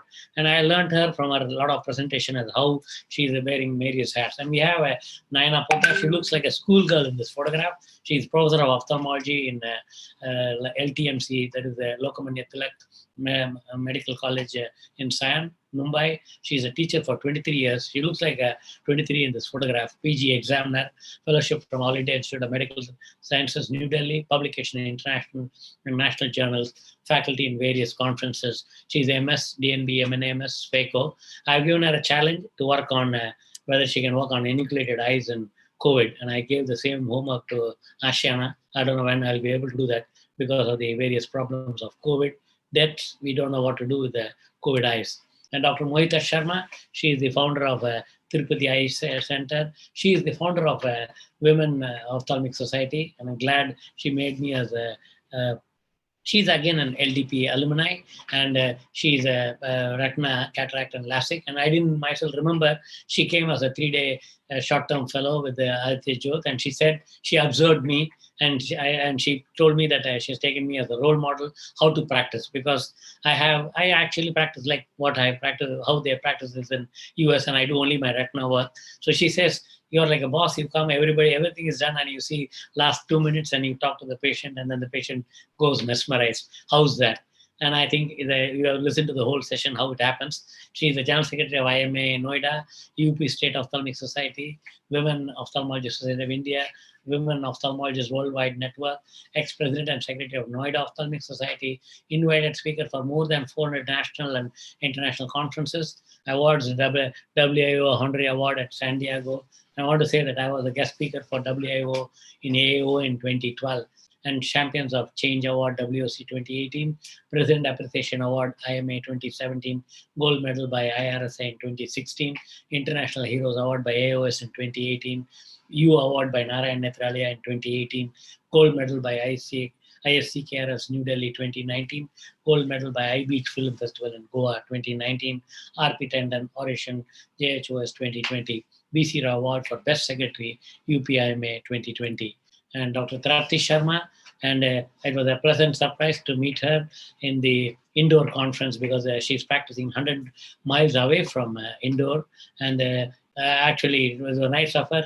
And I actually work from morning 7 to night 9 in the conferences. And after 9, I'm actually again a free bird. And she took me around in midnight with her husband, of course, to the indoor eating place. And she has done a fellowship in pediatric ophthalmology and squint, phaco, and facial aesthetics with experience of more than 10,000 surgeries. She's a consultant in Viraj Hospital, Kargone, Madhya Pradesh, which is again, as I said, 100 kilometers. And her husband is amazing. They run a 50-bedded multi-specialty hospital, and amazing. I'm very executive in charge of operational and financial management. I keep inquiring her. I ran a hospital for 30 years, but I still don't know how to really run. But I think hospital is running with my other people. But she's doing it wonderful. And she told me that she came for an interview as a fellow. I didn't remember that. So I don't know. We have been instrumental in meeting so many young people, and I'm glad they all remember me. Active member of AOS and now an LDP alumni. She's a part of WS and SSTC, that is Surgical Skill Transfer, which Dr. Lalit Verma and Dr. Partha are doing. 30 faculty sessions, 12 papers, 15 posters, 3 video presentation, national and state conference. And Dr. Vaishali Une, she's an associate professor, Department of Ophthalmology, Government Medical College, Aurangabad, president of Aurangabad now Ophthalmic Association. So I'm happy that all the LDP, I've chosen a few. I think we have more than 100 LDP alumni. I'm glad, even though I'm supposed to be like a grandfather, but I look like a grandson to all of them. Pediatric ophthalmologist and strabismologist, the LDP batch 2019, that means just a year old, short-term fellowship in pediatric ophthalmology at Arvind Eye Institute, Coimbatore, and RP Center, Ames, New Delhi. Presented papers at the World Congress of Pediatric Ophthalmology and Strabismus in Milan 2012 and Hyderabad 2017, APCRS Kuala Lumpur 2015, and AAPUS SPUOC Jaipur 2016. And I think I'm happy that I took a lot of time to introduce, but I took this time because I have given 2 minutes to each. I hope and everybody will speak 2 minutes from their heart. I told them no presentation. But before that, I think Dr. Devakant has a 8-minute presentation. Please go ahead, Devakant. And sorry, I took more time than the presenter's presentation because I think I'm sure everybody is listening. It's going to be on record. And each one's CV, I know it's condensed CV, which I want everybody to be inspired. I hope the first-year medical students all over the world are watching this. Thank you so much, sir. To start with, at the outset, I would like to thank Professor Natarajan, sir, the leadership of AIOS and ICO, and Dr. Ashiana as well for this wonderful opportunity. I'll be talking about the AIOS Leadership Development Program, the program itself, and the impact it has had on me. So I was very fortunate to be part of the LDP batch 2018-19. So before I came into ophthalmology, I had really less experience in terms of leadership positions. If I remember, the only leadership position that I held was probably in standard 4th as the class monitor, and which was also by rotation. So, but when I came into ophthalmology and started specializing into retina, I realized, and when my association with the Young Ophthalmologist Society grew, I realized that I need, sooner or later, I'll need to take up some leadership roles. And I found that I was not probably ready for taking such a role. Then I came across a notification by AIOS which told about the leadership development program, and I was quite intrigued by this program. And I discussed it with some of my seniors. So their question was, why a leadership development program? They wanted to know whether I wanted to be a politician. So that is the lack of understanding that is there in terms of leadership. They associate it with politics, and politics is something bad. That is what the understanding is. But what we need to know is that to grow as an ophthalmologist of today and of tomorrow, we need a broader skill set, which is a lot more than our clinical expertise and experience. Because as I realized, and a lot of us realize that all doctors are thirst into leadership roles. They want it or they don't want it. And our training programs don't offer the skills that are required because it is not part of the core curriculum. Another thing that I thought myself that whether leadership can be taught. So I read this wonderful quote which said that leadership cannot really be taught. it can only be learned. So a program like LDP, what it does is that it arms you with the required set of skills, the orientation to be a leader. It gives you all the information. Of course, the execution is in your hands, and the most important thing it does is that it puts you directly in touch with our leaders like Professor Natarajan, Dr. Sinha, and you learn and you get to imbibe so much from them just by being in their presence.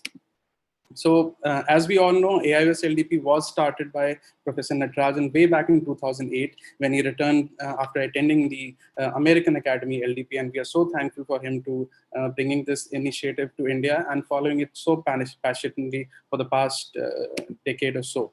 So this program has three goals, the most important being identifying the potential leaders in the world of ophthalmology, providing them with the necessary orientation and skills that will turn them into great leaders. And the LDP doesn't leave your hand there. It keeps on promoting you into leadership positions. So we all are here sitting on an international webinar and talking about leadership, and that's all thanks to the LDP program. So the selection process is simply by nomination by state societies to the ARC chairperson, and then they're selected on base of their resume. I had, on a personal note, I had a tough time getting into LDP at that time because I belonged to a different state and I was training in another state. So neither of the states were ready to nominate me for this program, but I kept persisting, and I'm so thankful to them for allowing me to be part of this wonderful program. It's a very well structured program, and so that all even busy practitioners and trainees are able to attend it. It comprises of 4 sessions. The first session is at the annual meeting of AIOS. And for a person like me, it was a wonderful opportunity to meet and interact with our AIOS leaders and learn about their leadership experiences. Then something that medical people are not exposed to is a business school. So we went to a V school at Wellinkar, Mumbai, and we spent wonderful couple of days, and we learned about things which we usually do not learn during our training. So things like recruiting, retention, personal finance, then management strategies when you're working in a bigger hospital, things like brand building, public relations, managing media and press releases. We are not exposed to such things, and we were in a very comprehensive manner, we were told about these things, about financial aspects, and very important things like ergonomics, stress management, and in fact fitness as well. And it was not all teaching and all. We spent wonderful time with Natarajan sir's family. He took us out to have street food in Mumbai, and he made us dance to his tunes as well. So that was a wonderful time. And the highlight was the Pegasus experience. So that's a leading body in these leadership training modules, and they have trained the Indian cricket team and some leading corporate houses of India as well. So we spent a couple of days in the wild training. It was like a camp like of a situation where we trained, and so many different activities were planned out, and things like team building, leadership were all taught in a very fun and exciting manner. So we spent a wonderful time there. And the concluding session was in the subsequent AIOC, where we were supposed to present about the work that we have done, and the best presentations were awarded as well. So after the conclusion of my LDP experience, I learned that there are 4 core values that you need to have as a leader. A leader needs to have a vision and a purpose, because an aimless leader, nobody would like to follow. Then you need to have integrity. Your integrity should be intact so that people can look up to you. And then you don't need to demand leadership. You easily command it. And there are 2 skills that are very important, your communication skills and developing interpersonal relationships. Because as doctors, a lot of us are de facto leaders at every level of our practice. With our patients, as we were discussed in the previous session, we were discussing, all our patients look up to us. So a great amount of leadership is required, and we have this wonderful opportunity to influence our patients. Then at the meso level, if we are working in a small setup with a few staff, or working in a huge institute with hundreds of staff, we need a lot of leadership, because we are the captain of the ship there, and all the responsibility lies on us. And a lot of administrative roles are also required to be taken up. Last year, when I entered into private practice, I was managing just 1 center, retina practice of 1 center, and just within a year, I'm managing practice of 6 centers right now. So the knowledge that I gained at the leadership program has really helped me in managing that. And at the macro level, when you are working in an organization, so talking about Young Ophthalmologist Society, the interesting fact is out of 7 office bearers, 5 are LDP graduates. Dr. Sonal, Dr. Avnish, Dr. Indivar, Dr. Karan, all of them are graduates from LDP. And this program has helped all of us to develop YOSI by connecting thousands of young ophthalmologists from all over India and even internationally. At this present moment, we have connect with all major young ophthalmologist association, and it's such a wonderful way of expressing our relations. And we have taken YOSI forward, and we have formed, we are in the process of forming an Asia Pacific wing for young ophthalmologists, and ophthalmologists from 20 countries have joined us. And all these efforts would not have been possible without the leadership skills that we learned. And with Natarajan sir's support, we were able to become members of ICU also this year. So this connect with Natarajan sir, with LDP has helped us greatly in this as well. So LDP cannot help us lead everywhere. So that's my wife, Neharika. She is the leader. So probably in future sessions, we can learn that as well. So 2018-19 was a year of transformation for me. It brought a lot of confidence in me. I was able to develop my communication skills. I was better able to understand the issues being faced in ophthalmology, and that's all thanks to LDP. And for future leaders, as young ophthalmologists, we are at a unique position where there's a mix of clinical practice, scientific research, policy making, healthcare delivery. And we need to prioritize the cultivation of effective leadership skills in young ophthalmologists. And this leadership should begin in medical schools and needs to be nurtured during the ophthalmology training as well. So I would like to request Natarajan sir if we can have some LDP modules for residents and fellows exclusively, so that they can be recruited as leaders from the training period as well. So thank you so much, and special thanks to Partha Biswas sir and the whole ARC team at that time for helping us and developing our leadership skills. Thank you so much. Thank you. Thank you, Devakant. And I want to just tell one photograph in Pegasus where everybody is wearing pant and I'm wearing half pant. So I deserve to be a grandson. So, so thank you. Thank you, Devakant. I think you brought out fantastic. I wish our leaders were yesterday there. I think Namrata is here, I think. I hope she's there. And Lalit is there, or I don't know. Anyhow, we have a Dr. Awa Hussain, who's the president to be for Asia Pacific. She's there with us. So I start with now Satyajit, who's the, should I call the senior most LDP here? I think so. I think so. I must be. So thank you so much, Dr. Natarajan, for this opportunity.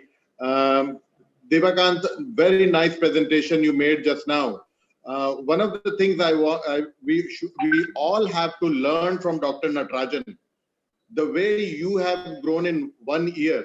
You are so passionate about YOSI, LDP, and Asia Pacific. This thing has to be there for the next 20 years. Because this man, Dr. Natarajan, that I am seeing, he's as passionate about LDP as he was in 2004 and 5, and now it is 2020. And every time, every day, he's still worried about how to take LDP to the next level. From what we attended at Preetham Hotel in Bombay in 2007-8, from what it is now a 3-day program LDP, there's a world of a difference, and it's hugely because of Dr. Natarajan's personal interest into it. And the whole idea is how you have to not only pursue your dream, you have to continue to keep pursuing it, to keep taking it to greater heights. It's not like some end goal has to be reached and then we will stop it. Dr. Natarajan has been continuously in the process of taking it higher and higher, and that is something we have to learn. Thank you so much for this opportunity, Dr. Natarajan. Thank you. So next, we'll have Dr. Kirti Jain. I forgot to tell one thing about Kirti Jain.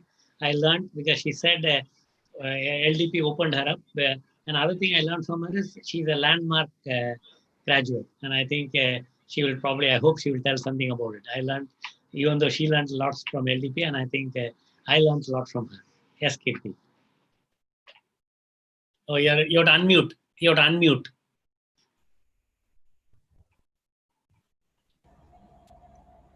A very good afternoon, each and everyone. Like, it is really indeed an honor for me to be on this platform. Like, this is my first platform like this. And special thanks to Natarajan sir for like remembering me for this LDP reunion. Um, I'm from the immediate past LDP batch, like 2019 to 2020. If in one line I say what I got out of my participation in LDP is like I got the purpose of my life. I am into private practice since last 16 years, and it is a solo private practice. And I am doing everything, like I am operating also and doing everything on my own. But everything, it was like something is missing in my life. There is no vision, there is no purpose.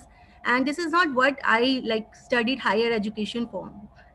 So during my LDP tenure, what I realized was like I am more interested in educating people. I am more interested in screening.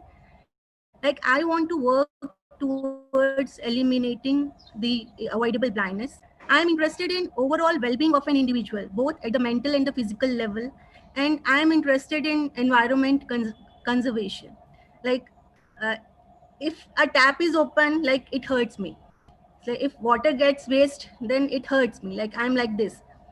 The outcome of my participating in LDP is formation of a NGO by the name Arunya. And Arunya means first ray of rising sun. Like I'm for the past 1.5 years, I am very much into yoga, meditation and pranayam. So sun always fascinates me. Like it is a whole soul energy for me. So my organization is also after sun, and the purpose of this organization is working towards avoidable blindness, especially the diabetic retinopathy of prematurity and glaucoma, because like most of the people are now aware of cataract, but they are not much aware about the glaucoma and the diabetic retinopathy, and the retinopathy of prematurity. I think it is not even known to many, like not in my area. And second is, as I want to work towards the overall well-being of an individual, so nothing works better than the yoga and pranayama.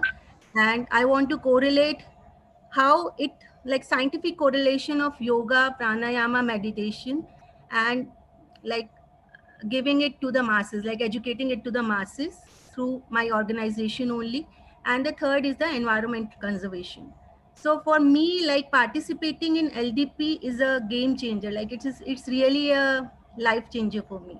And I want to specially thanks Nitrajan sir, because I have not applied for the LDP program. I went for the SNEC interview at Kolkata, and there Dr. Nitrajan suggested me to join the LDP, and that's how I am here. So thank you, Nitrajan sir, for that opportunity, and thank you, everyone. Thank you, Kirti. Next, Sonal Kalia. A very good afternoon to all of you, especially the erudite faculty of Ophthalmology Leadership Beyond Borders.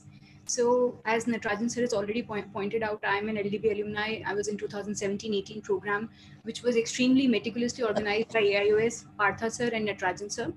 And my journey has been through a transformation in all the spheres of my life, basically. I would begin with my brief work in YO Times since its inception with Tarun Arora.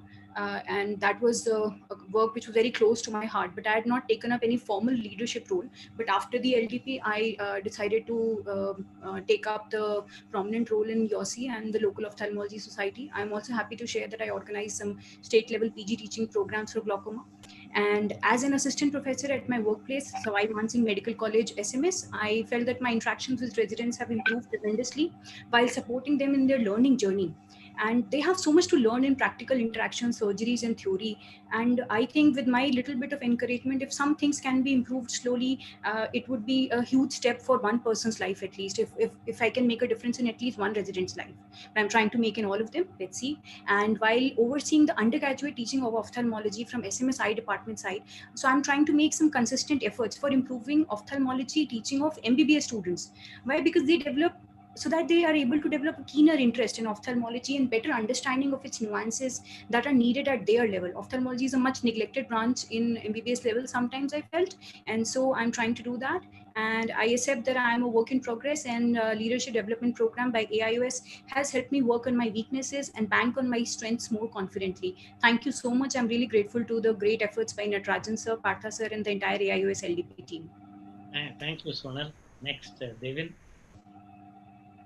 Prabhakar. Yes, sir. So I've been asked to speak about LDP in 2 minutes, but LDP has trained me so well that I can complete it in the scheduled time. So basic message I got from LDP is close my eyes, take a break, think about what I am doing now, what I want to do in the future. Meditate for some time, open your eyes, and you see around you great legends like Natarajan sir, Partha sir was with me at that time. And you look at them, learn from them, and then they are there with you during your journey as you transform your life and the life of people around you in this LDP journey. And that in 1 minute is what LDP taught me. And it is said that you become like the people you deal with, you interact with. With LDP, with the WhatsApp group that we have now with all these legends, all these great people, we have a role model on what we want to be. And the last point is that in this COVID time, when the WhatsApp, YouTube, all these mentors are there just across your laptop, it is really a boon. Like I was fortunate to interact with these great leaders, but now everybody through this YouTube, through WhatsApp, through Facebook Live, get to interact with people like Natarajan sir, like Narmada madam, like all the great leaders. And it's actually, I think this is the silver lining in the COVID, that a lot of young ophthalmologists, a lot of people get great mentors like Natarajan sir in this time. And thank you, sir, on behalf of all of us for the great leadership and the lessons you have taught us. Thank you. And everybody should follow Devin in Facebook. He really, his posts, I enjoy it. Thank you, Devin. And next is Atik Sheikh, whom I know from his school days, I think.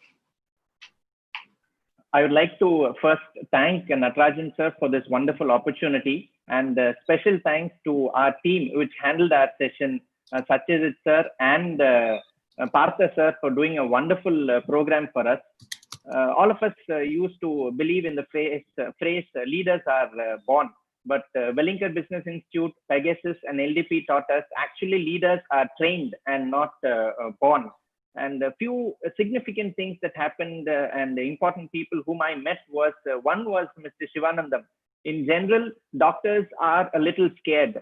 We feel scared if a patient comes with a stick or somebody pelts a stone. And he gave a talk on taking risks and gave us a gift, one of his books on 7 secrets, Chanakya's 7 secrets. It was a really life-changing experience listening to the risks that he had taken in his life, and was a really amazing session. I really hope and pray that all of us get an opportunity to listen to him more and feel more gutsy. In fact, at this time when all of us are scared of COVID, he's one person who's literally not scared of anything. He feels you can determine your destiny. And another insignificant thing which I learned was the term me is wrong and the term we is important. This is one more significant thing that LDP taught us. And age is just a number. To be a leader, age really doesn't matter. In fact, a couple of years back, when I was proposed to be chairman scientific committee for TNOA's state conference, I was a little scared, in fact, to be very frank. But then the training which LDP gave, I strongly was able to take it up. And the minute I accepted, 2 days later, I got a call from Natarajan sir and said, Atik, I want a session on LDP. I said, yes, sir, we'll give a 3-hour session. He said, no, nothing doing. I want 3 days, one full hall exclusively for LDP. As Satyajit sir said, that is his love for LDP. Sir, I commit to you that the 3 full days with one hall is exclusively for LDP. And one more important thing I will really want is, I hope and pray that this session is actually included in MS and ENB curriculum, and our leaders are groomed from the beginning and not in between their career, because this is something that's really very, very important, should be groomed at a young age. I really like to heartfelt thanks to this wonderful team which has organized this session. Thank you, sir. And I hope Sonal is very good in recording, in the sense in writing, so that she can make notes for AOS. And I request Ashian also to assist me. Thank you, Atik. I think, as Satyajit said, all of us have to be a faculty for training even the residents or even the undergraduates. So I went and gave a 3.5 hours talk on how I built my career to the undergraduates of JJ Medical College, and it was a state conference, I think. but I lost my time and everybody lost their time. But it was wonderful. I think I'm happy to keep talking about that. It's not for boasting. I think I've crossed all that. I want people to pick up lessons, and I'm happy you picked up. You quoted Shivanandan. I loved to have him, but somehow he's saying, "Oh, come on, man, too many things," and I'm bored of webinar. He told me, but I think I want to tell this. Yesterday, I told in the American Academy session, because of Shivanandan, I went to Kashmir. He said, "You have guts, you go and operate in Kashmir." He told me, because I used to operate all over the world. Then I said, "How do I go?" But I went law of attraction. 2 days later, when I was sitting with Satyajit in Patna in a conference, and there was a WhatsApp saying, "We want a vitreoretinal surgeon." And I think it was a session. I came in the morning, went to the, but I still remember it. I was sitting with him and Dr. Azhar, and I just wrote, "Yes, I will come." And 2 days I went to Kashmir, no electricity or nothing in the road, curfew, no telephone, no mobile. But I think nothing. I mean, God is great, and you believe, inshallah, I think everything works well. So great. Thanks for remembering Shivanandan, because I'm with him day in and out, every day, morning, afternoon, night. Sometimes if I don't call him for a few hours, he'll call me, "Are you awake?" So I'm happy. Or sorry, "Are you alive?" He won't say you are awake. He'll ask me, "What happened to you? Are you dead?" He'll ask me. "I'm talking to you, so I'm alive." I tell him. So glad, I think. So next is Geetanjali. Again, she's a firebrand women leader of Maharashtra. Jai Maharashtra. Thank you, Dr. Natarajan. And thank you for giving me this opportunity to speak here. Thank you, AIOS LDP program. I was the alumni in 2011-12. Today, I'm the president of Pune Ophthalmological Society. And I'm the president in the most difficult times of COVID pandemic. When I took the charge in April 2020, many of them said, "What are you going to do? You can't do anything during lockdown." Friends, in last 4 months, my team has done every innovative activity every week, academic, non-academic, PG programs, various video competitions, even yoga, meditation, workshops. I post every day my blog about keeping peace of mind and body to all the members, along with the contribution from the members about what they are doing positive right now in lockdown, their community service, all this to keep everybody in a positive state of mind while fighting this COVID war. Everyone is appreciating now. I think the whole credit goes to my LDP training. Most important was the management skills, time management, staff management, finance management. Time management, most important for a woman like me, because I have my private hospital, Pune Ophthalmological Society's work. I was doing translation of AIOS consents. Then my home front without any helping hand, because there are no maids, and my personal health. So everything, this time management was very important. Same is true with staff management. You all know during lockdown, it was very difficult for our hospital staff to motivate them and encourage them to work in this COVID times. They did it. They are doing it for me. And then my POS team. I tried to tap skills of every teammate, and I give them the responsibility. And today I am seeing more and more leaders are developing from my team. This is very good thing to see. That's what really LDP taught me. Most important was the emotional strength and weaknesses of oneself, of myself. Today I've learned my own strong points and weak points, so I can take up any challenges. Somebody said about Pegasus. I attended Pegasus after I completed my LDP. That gave me another strength to accept any challenge in life.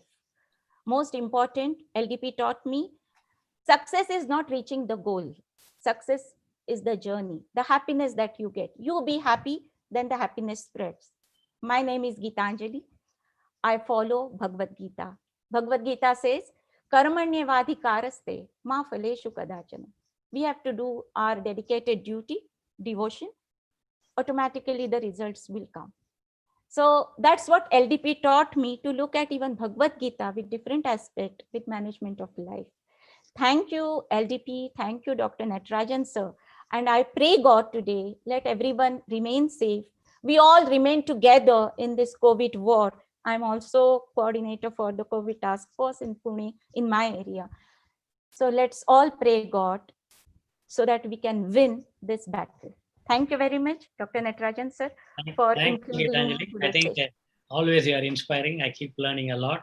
So next is the young Naina. And her name itself is ophthalmology.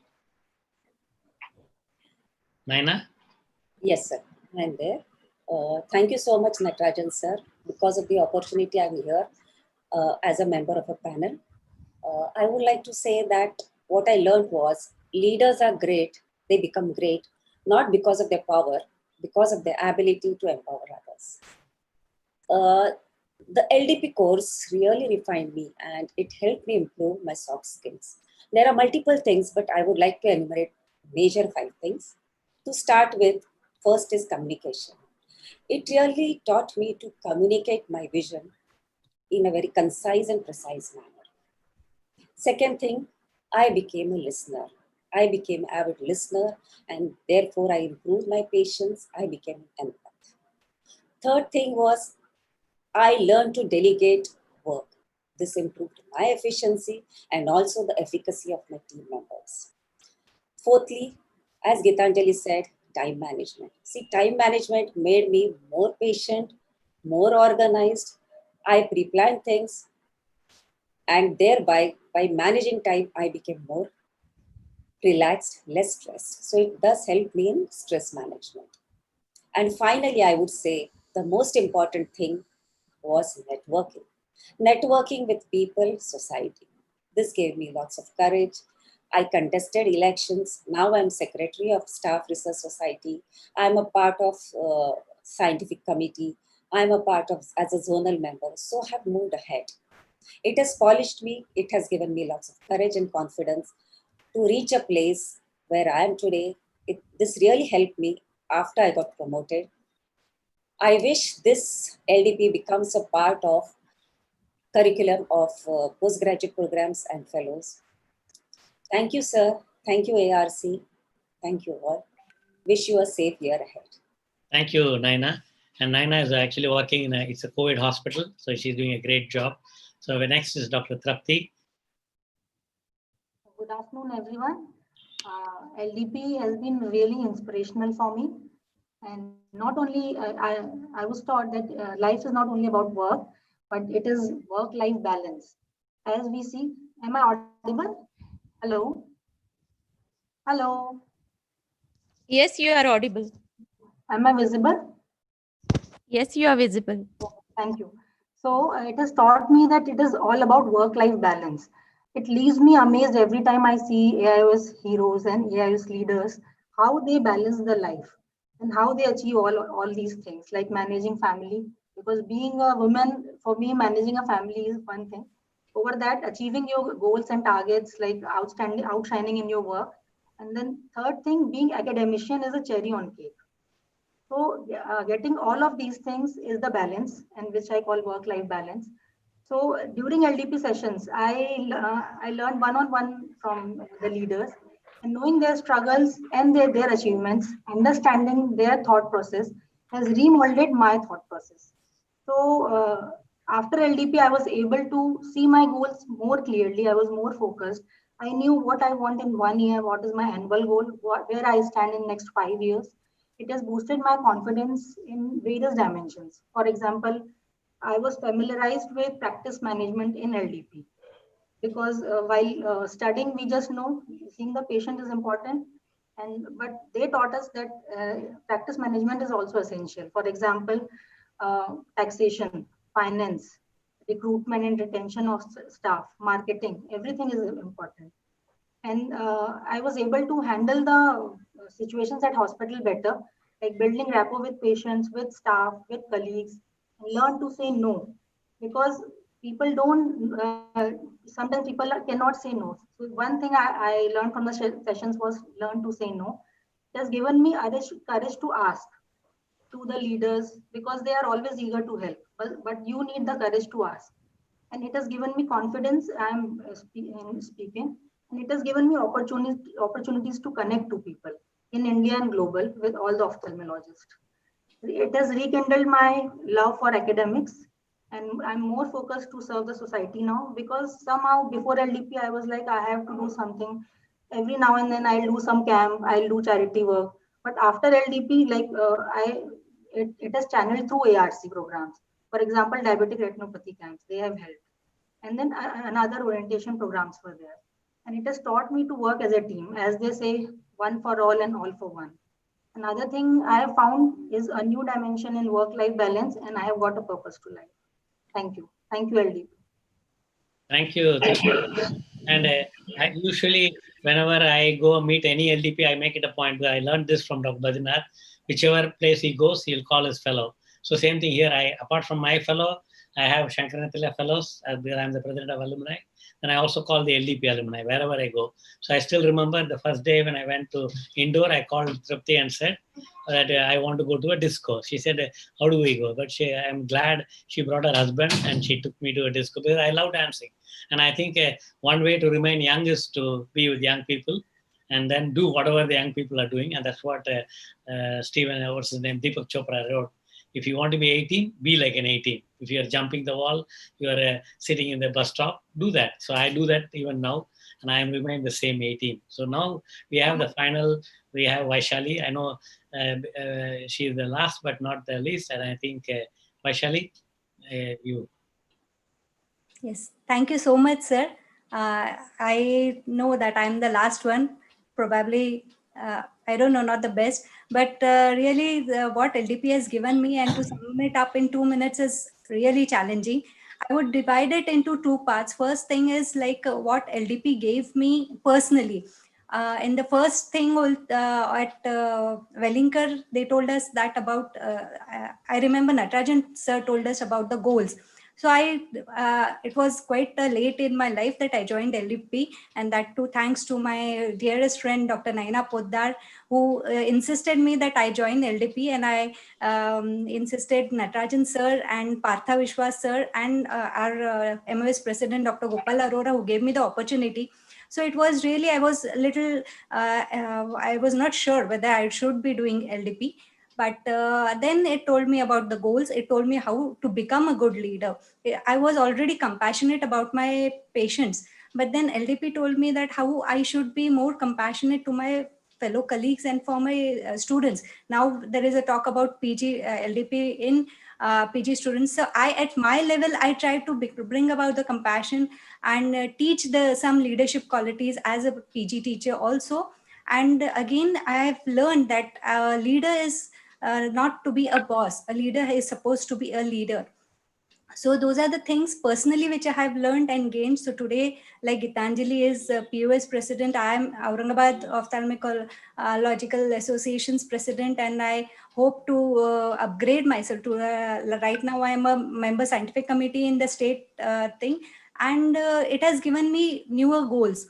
Coming to LDP, like just now in the morning, Dr. Awa Hussain has said that team building is about forming, storming, norming, and performing. So similarly, I would like to do the four things that Indore group we were forming, in Wellinkers we were storming, but Pegasus was wonderful experience. It's a life learning experience I will never forget. And the bond which we have between our LDP batchmates, it's just superb, norming. So and performing, yes, LDP, I performed very well at the Gurugram conference, and I was a prize winner for my presentation. So LDP has really given me a lifelong set of beautiful friends, and that can't be put in words. The bond we share, I'm sure Trapti will vouch for it, because the bond we share in the 19 batch people, it is beyond age, beyond friendship. We have Nishant, we have so many good friends amongst, of course, Kirti is there.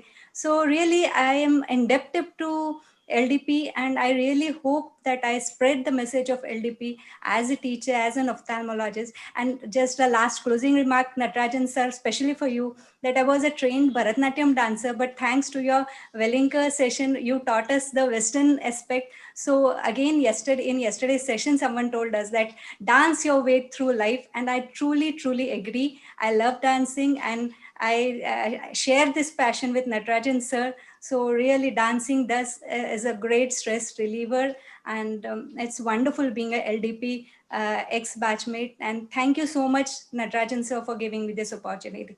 I hope I have not crossed my 2 minutes. No, thank you so much. But we have another Bharatanatyam dancer, is Ashiana.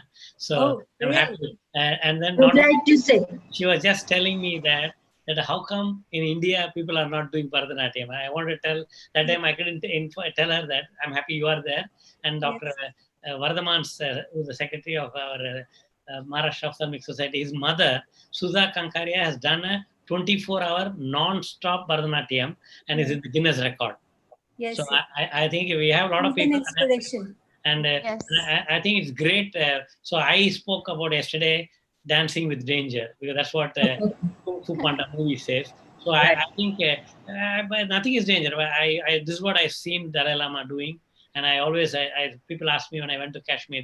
So I think I've seen the Second World War movies where the doctors and the nurses go with that Red Cross with an ambulance thing, or the landing in the plane or a helicopter and taking the patient and coming, where bombings are going on, and then similar thing was in the Kashmir. So I think fear is removed. So as you said, you enjoy 2019 LDP family. Can you imagine? I have a LDP family from America, from Europe, from APAO, now from Africa, and from global, from India, from every year. And I'm glad. So my family is increasing daily. And I think I'm happy that I learned from Jeff Tabin and Ashiana that they are working on global ophthalmology. And even though I did a global world leader, I didn't remember that there are people who are written in their CV, they are working on global ophthalmology, which I didn't know. I'm working, but I didn't know that. And my dream is to serve India, Africa, and South America. And I'm sure I'll do that, because I'm already in a webinar with the entire South America. Every week I'm with some country like Chile, Guatemala, Brazil, and Colombia. And I'm enjoying that. And I think they speak in Spanish and I speak in English, and Brazil in Portuguese. And I learned thank you in every language. So great to be here. And I would like to.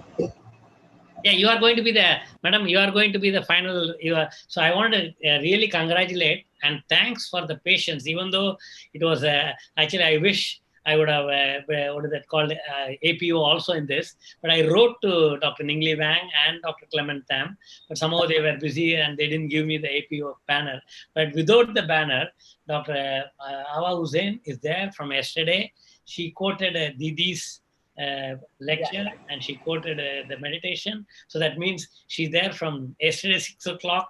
Now it's already 1:24. So you can imagine she's a real true leader, and without any title. And I think Robin Sharma has written a book, Lead Without Title. Why do you want a position? Why do you want to be secretary? Why do you want to be vice president of a company? Why can't you just be, as Ashiana said, a servant? And I use this word in the hospital. I am a servant of God. And this is the real quality of a great leader. You are really great leader, as because every body in their personal reflection has introduced you in such a way that you deserve it. You are really a great leader. I'm really so delighted to hear all the rising star. Dr. Dibakant, Dr. Satyajit, Dr. Devin, Dr. Tripti, Dr. Kirti, Dr. Athik, and Ashiana is always with you all the time, the Nayana, and the Gitanjali, what she said during the lockdown period, their team is such a dieharded and so innovative, creative, that they did lot of things. I can't imagine. It is really, please, I would like to say just one word to all of them, as because I am viewing all the faces, beautiful faces, both son and daughter. I can claim you like that, as because my son is also like your age. So that is the main thing, is that please come to the APO Leadership Development Program. You are the best person. You are the best person. Please, every year there is the Leadership Development Program. As India is a vast country, we will try our best to accommodate. How much I can't know, as because I will take the charge in 2021. Professor Natarajan is always with me, and other Professor Rajvardhan Azad, Professor Ashok Grover, they're all very good friend of mine, and I am very much inspired the whole day how he's talking. Professor Natarajan is my best friend, my best, one of my brother. I have 7 brothers, and I am the only daughter of my parents. So I can make what? No. Somebody. You can talk. So I'm so delighted. I'm so happy. But I have that heartbreaking news story from Kanchan and another Priyanka. Right, that I will tell later on. So just I would like to thank you, congratulate you with whole my heart and soul, so that you become very, very great and you take your society a very greater height, more than us, more than Professor Natarajan. Then he will be glad that yes, all my students are beyond me. So beyond border is the ophthalmology this session. And I thanks to Professor Natarajan for setting this session, this international leadership development program. You have brightly set the session in such a way, communication to the patient and to the doctor, that is also an excellent. I have tried several times to talk, but everybody is talking so nicely that I'm thinking I will hear. I will not speak. I will hear and I will learn from you. You are our teacher now. You know much more better than us. So with these few words, please, Professor Natarajan, don't mind. I am taking the time. Sure. No, madam. I'm very, very happy. Actually, I wanted you to give the, because Maipal was not there, I wanted to tell you, but I'm seeing you very patiently listening. And that's a really great quality, because that's what we learned in Wellinger. Even I learned, because many times that listening is a problem. But I think you've done a great job, madam. And you have set an example for me and all of us how to be a listener, because leader has to be a listener. That's why in our Hindu mythology, our Ganpati has 2 big ears and a small mouth. Want to eat little, speak little, and listen double. So I think that's what you conveyed today. And I think that I'm happy, madam, because you are an APO leader. That means you are one of the supranational society and in the world leader. I think we have to take the leadership from this part of the world to the rest of the world. And thank you. And I'm very happy you found a very fantastic word saying that Ashana is with me all the time. Yes. I think I would have been without 2 hands without her, because I suddenly become helpless if she doesn't pick up my phone. 2 days back, she said, I don't know what is the reason. I didn't ask her. I was not inquisitive, but she said, I can't talk to you because I'm busy with whatever webinar she said. But she didn't. I was wondering how come she doesn't even have time to talk to me 2 minutes. But I was patient, because I'm learning patience in this COVID. If something doesn't work, I wait. And usually I'm not like that. I'm like a firebrand, even when I joined Bombay Hospital, they used to tell me, oh, how come you are jumping like a mustard in the oil? I said, why did you bring young blood? But now I learned that jumping alone is not the young blood, but I think you have to learn, listen, and then not react, respond. This is what yesterday we learned. And I'm glad, madam. I'm glad because many people don't have patience. Like even, I'm not telling that not only patience, they have other commitments, like our own AOS leaders, ICO leaders, AO leaders, everybody came and went. But you are there from beginning, and Ashiana is there, not only yesterday, but she's there from the time this idea I gave her, and she made it like a bud into a flower, into a fruit, into a tree now. And I'm glad next year I'm going to see she will do, and I'll be behind. Correct, Ashiana?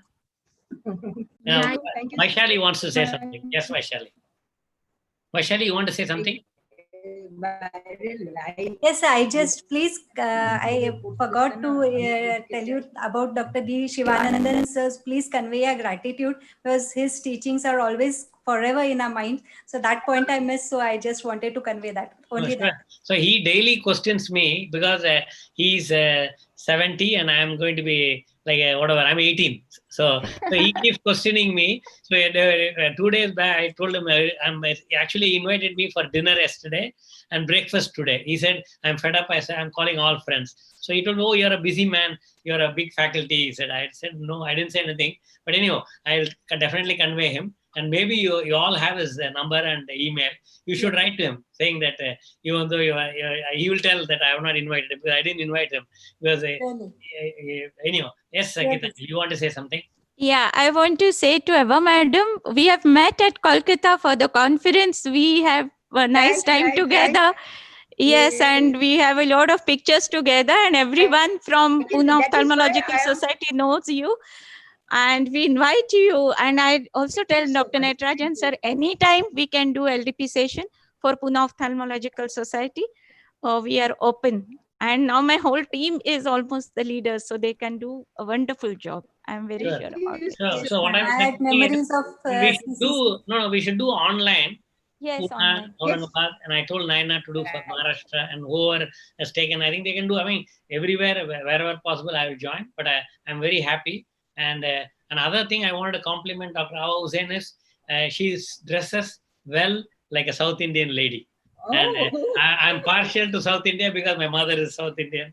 And now the new incoming vice president is Kamala, and my mother's name is Kamala. I'm partial. So I'm glad. So I want the final word from Ashiana to close the session. And you can see here, we are, I think, 8 or 9 women with only 3 men here. So Ashiana, you have to tell the final things and close it. And I don't know whether you didn't undergo a leadership program, but I think you are a leader already because of your association with Dadaji. I am just a student on this earth. I'm just learning. And all of you have taught me so much. Ashiana, only 1 second. Lakshmi has privately typed, you are 18, I am 16. So I want her to come on the screen. And I want everybody to clap for her because she did all the hard work. Lakshmi, Namrata has come back. Namrata? Lakshmi, can you come on the screen? So Dr. Awa Hussain has to see you. You are 16. So I hope you are in the frock. Hello, good afternoon, everyone. Hello, everyone. Oh, so now I think again, Divakant and Devin and Atik, we are again, they are all overpowering us. Namrata, everybody was appreciating you and behind you. So now in front of you, I think I will appreciate you. Anyway, Ashana is giving her comments, and after that, we'll have your comments as the Dr. Actually, Namrata, I just told you are, as an AOS leader, you are busy with other webinars. So Dr. Awa Hussain is amazingly, right from 6 o'clock yesterday, or rather 5:30, till now she's there. And she has listened to everybody's talk. She has commented, and she gave a wonderful summary of all the sessions from yesterday to today now. And I think all the LDP were appreciating the AOS. And thanks to you, you're the torchbearer of AOS now. So Ashiana is giving her words, and then finally we close with your word. And I just told my mother's name is Kamala, and there's going to be a Kamala in the White House shortly. And we complimented Dr. Awa Hussain for always wearing sari elegantly. I think most well-dressed in sari is our APO president to be. Yes, Ashiana. So I think everybody has said it all. The greatness that is Dr. Natarajan can only be downfalled with words. You know, Devi Krishna Kumari in the keynote address taught us that a good leader is one that in bad times takes the blame, and in good times when things go well, gives the credit to others.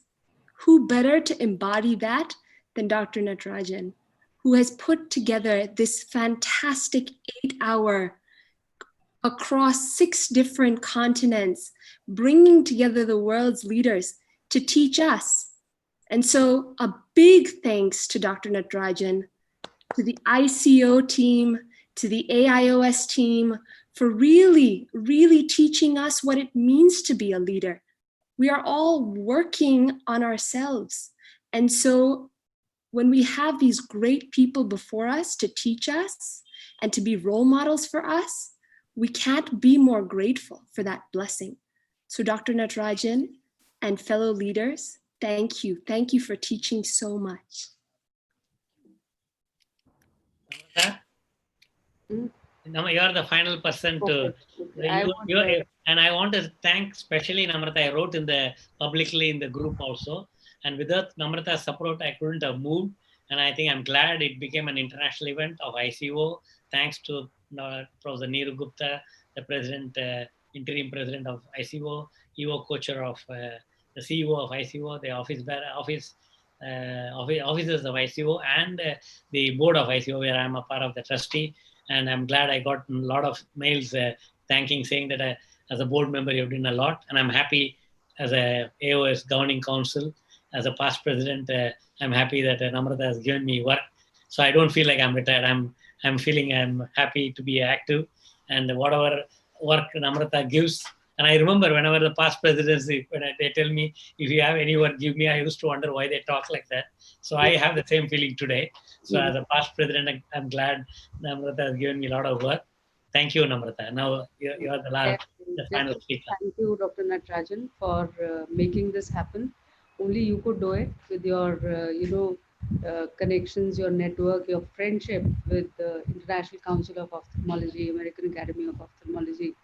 And for us, it was an opportunity, if I can say so. I mean, we just took it as an opportunity because on a virtual platform, getting so many people together from so many countries, making a program, getting all of them, on various time zones, it's not easy. And I know personally that you really worked hard for almost a month for this. So this had to happen, and I'm glad it has happened. And I'm happy that so many young ophthalmologists are on board. And I think LDP program is doing great. I mean, it's going great guns.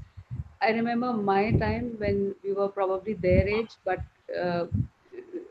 with due regards to our seniors, we never got so much of exposure or so much of credit or so much of training. We didn't even know what to do. So for me, yesterday and today has also been a great learning experience. We've learned from all the people who came and who gave their lectures about things which are not related to ophthalmology. So that's one big thing, at least for me, because I hardly venture into non-ophthalmic fields and non-ophthalmic areas. So I'm glad that everybody is here, and thank you, Dr. Natarajan. And particularly, we would like to thank Dr. Aba Hussain, who is actually an inspiration for all of us as females, because we are more than you here now today.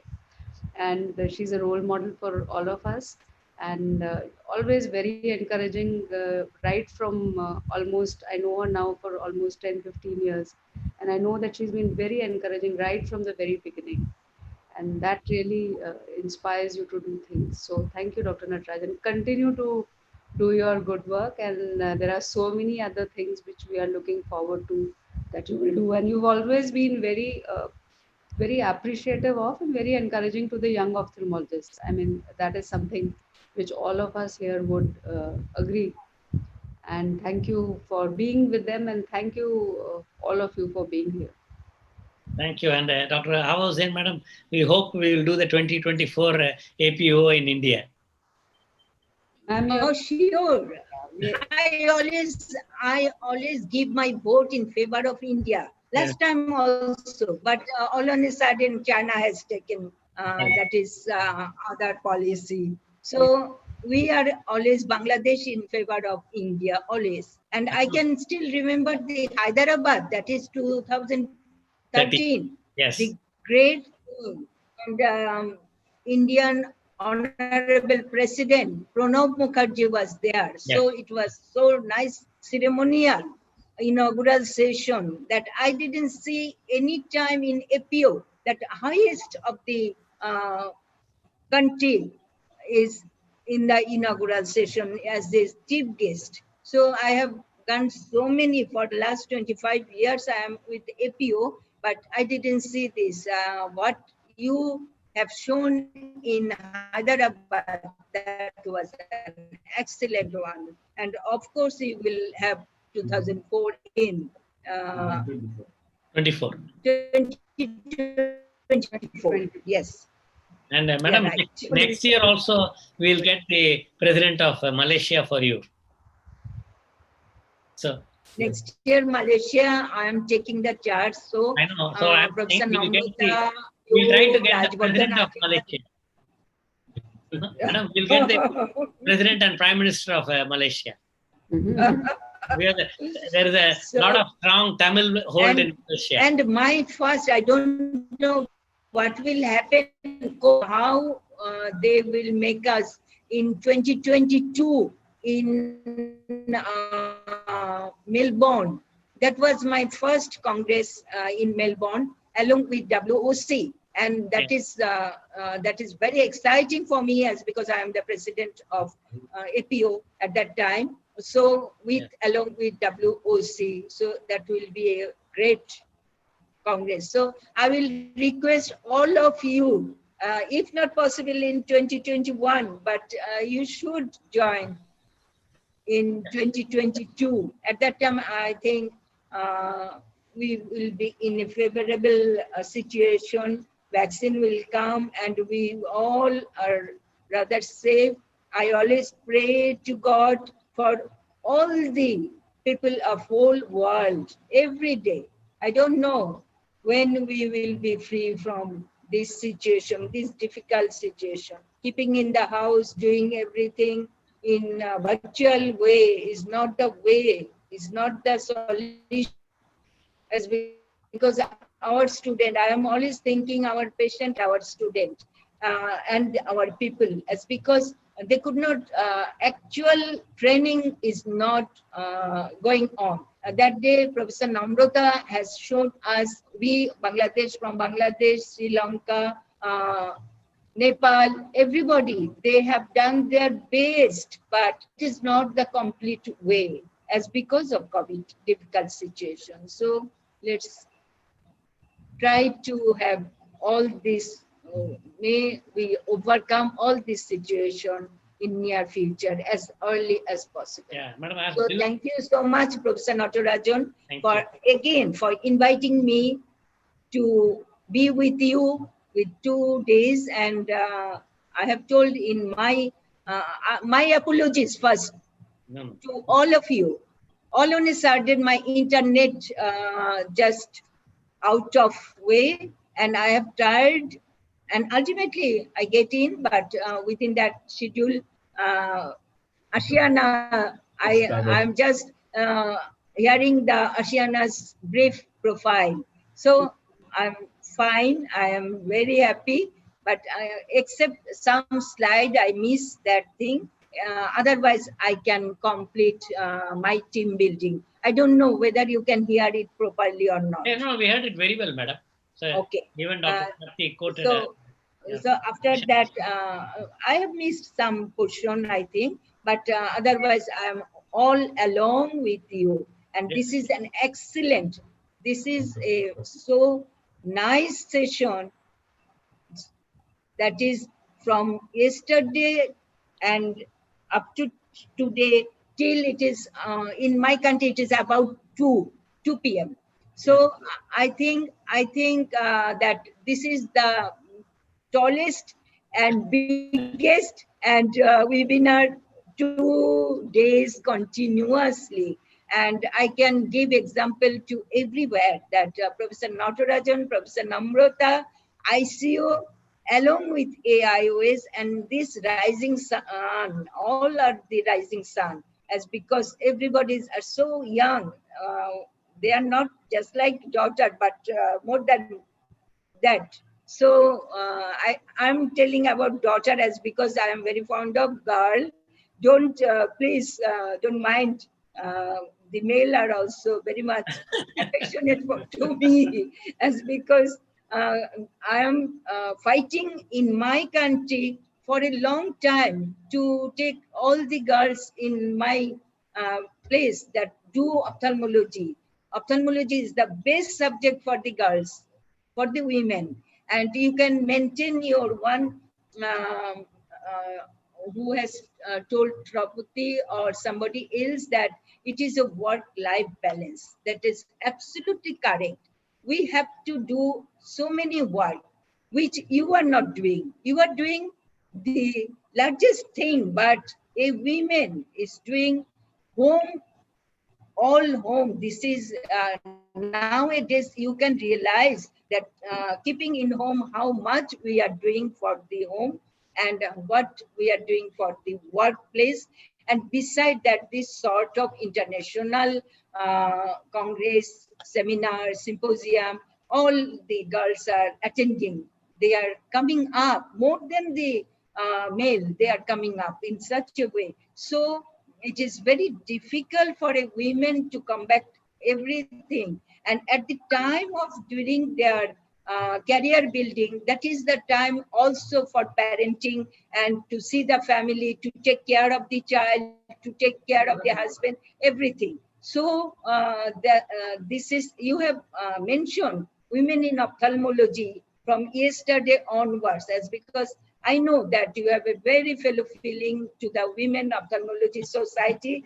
And last time I have also seen that everybody appreciate you, everybody respect you, everybody has much more concentration on you, as because you are a great leader, you are teaching the LDP program. You have introduced it in 2008, and Namrata is our next leader.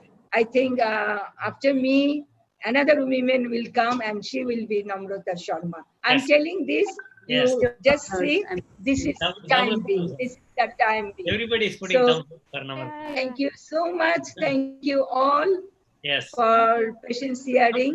I think that's why yesterday, sometime back when your current went, I was saying, like my friend is related to Kamala Harris. And then they said, Right. till now, they are not, America was not progressive. Yesterday I told in the meeting. And I think because now they have a female candidate, now America is progressive. And today morning, Jeff agreed to that. He says, I don't know, in spite of the one candidate, whether we can call it America as progressive, we don't know. But I think I mean, India always, we always call Ma Tujhe Salam. That even for India, we call her only Ma Tujhe Salam. So I think yesterday was our Independence Day. So I think we salute Mother. And I think I want to tell Madam, Bill Gates mentioned COVID has affected everybody, whether it's a doctor, student, and industry, finance. So I think it's a test for all of us. And I think I'm glad I think COVID affected. That's why China could not do the APAO, and India will do in 2024. And it's karma. Thank you all. And I think thanks a lot, and salute to all of you. So I'm happy. At the screen, it is well known fact that India has already progressed. Looking at the screen. Yes, yes. No, definitely. No. Ashiana, I think I wanted to quote Ashiana. Ashiana was telling why we are not proud of our own Indian. So I think today she should be happy that we are Indian, we are proud. And second, I mean, I know definitely Jeff Tevin and Erin, everybody has achieved a lot. And I think Ashiana has achieved a lot. Namrata has achieved a lot. I mean, can you believe she's competing? She's got 450 peer-reviewed publication. Not easy. I have only 199. I don't know, half of her. And I even lost Colonel Rangachari with her. But I think not losing with Namrata. I remember we both competed in Colonel Rangachari when I was a postgraduate student in 1994 at Jaipur conference. Yes. So good. So I'm happy. Like I'm working in AOS from 84, but it's grand. But I think it's, I mean, yesterday Mike said he's 77, and in the biodata first line is retired ophthalmologist, but he's still active. He's a founder of Women in Ophthalmology in the US, young ophthalmologist, LDP, everything. I mean, it's grand. I mean, I think we have to learn a lot. Many times I remember, why do you want to copy America? I think we have to copy America for good things. We don't have to copy for what do you call the colas and McDonald's. But I think Arvind has been compared to McDonald's for the costing. And if you, I don't know how many of you are seeing, I'm spending my time listening to the Pepsi Cola. What's her name? Indra Nui. Indra Nui. So I mean, amazing. She's from a few kilometers from my home in Chennai, in Madras. Her mother lives in Tinagar. Amazing. I mean, when she became, I think you should listen to her TED Talk. I mean, she's a great leader, and she's in the board. She's in so many things now. I mean, I think if you have seen now, most of the CEOs of America are Indians, including Adobe and Pfizer now, and many things. So, anyway, great. So I hope to see all leaders. Satish is wondering why I'm appreciating female. Say, Pooja is not to be seen there. Say, thanks to your dad. So everything, I hope the dad sees all this, because he put the seed. What, Namrata? We had a special OBSC meeting in AIMS when Dr. Azad was there, and Dr. Tiwari was the chief of RP Center, and he was, I think, secretary, and Dr. Ajit Sinha sir was the president, and they all had a special meeting. And they, I remember still, why do you want to waste all our time and ask for a meeting to recommend you? And that also was an urgent meeting, but I remember May 14th was last date. May 12th we had a meeting to propose my name, and then the condition was I had to go to US 4 times, and because Lalit Verma said I can't go, so I went. Thank you, thanks for that. But I'm happy it happened, and I learned a lot, and I'm happy so many people are enjoying it. And that's the beauty of LDP. And we have yesterday we had all my mentors from LDP AO, including Gail Schmidt, who's like Lakshmi, and it was great. So I think I'm learning from Ashiana, Tripti, Sonal Kala. I think when I work with Sonal, I mean even Devakant, and Devakant writes to Academy, they'll write back to ask me how is the OC in India. Same thing everywhere he writes, they come back. But I'm happy to recommend. I'm glad same thing I did in All India also, even though I was blamed for something. Why are you supporting OC? But good, I'm happy we are supporting you. Because I think you're doing great, and everybody see was great. As not only having it as a slide, but I read it. I'm sure it is there in the history, and it's going to be. I hope every student, as Satyajit said, Namrata, when you are not there, Satyajit is suggesting why not you take the initiative of doing leadership program for even residents and undergraduates, and why not AOS take it up and give it to all the young girls, I should say. I'm happy to have all of them as friends, no? So they can take it up and do that. Because like Dr. Naina is a professor in LTMG, so they can do leadership program for the medical care. I don't know, Naina. Recently the undergraduates approached me from Sion Hospital. I think because of COVID, the meeting was postponed. So I gave a motivational talk to JJ and to Sion. I'm happy they came to me. They interviewed me on AI in ophthalmology. Great. Thank you. Thank you, everyone. Thank you all. Thank you, and I'm surprised nobody wants to go from yesterday to now. That's really. Thanks, Dr. Ashiana. Thank you, sir. Once again, thank you. Thank you. Everyone. Thank you. Thank you all. Thank you. Kanchil is still there, Ashiana. Raman, salute to you, Raman, Rahul, and Entod, Nikhil Masurkar, Kishore Masurkar, and Lakshmi definitely. Lakshmi has written, I have to go, so she's gone. But anyhow, it's recorded. Thank you all. And Namrata, do you know Kirti? Namrata? Yeah. Do you know Kirti Jain? Yeah, I know Kirti very well. Okay, very good. But I mean, I know all of them very well. No, she's recommending you and me to do a course in landmark. Okay. So you have to find out what is landmark. Okay. All Good. right. Thank you all. Really great. Thank you, Atik. Thank you, David. Thank you, Ashiana. Thank you. Thank you, sir. Maybe Ashiana can wait for a minute. No? Raman.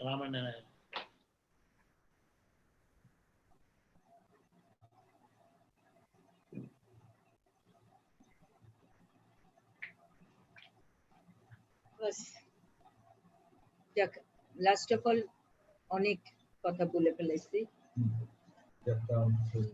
হ্যাঁ, এর আগে ওই যে ও Ashiana left, huh? সকাল 6টার থেকে Okay. আছে। Thank you. So thank you all. Thank you, Anjali. Thank you, Dr. Natrajan. Yeah, thank you, madam. Thanks a lot. Really great. We'll do something with Pune ophthalmic. Yes, sure. Yes.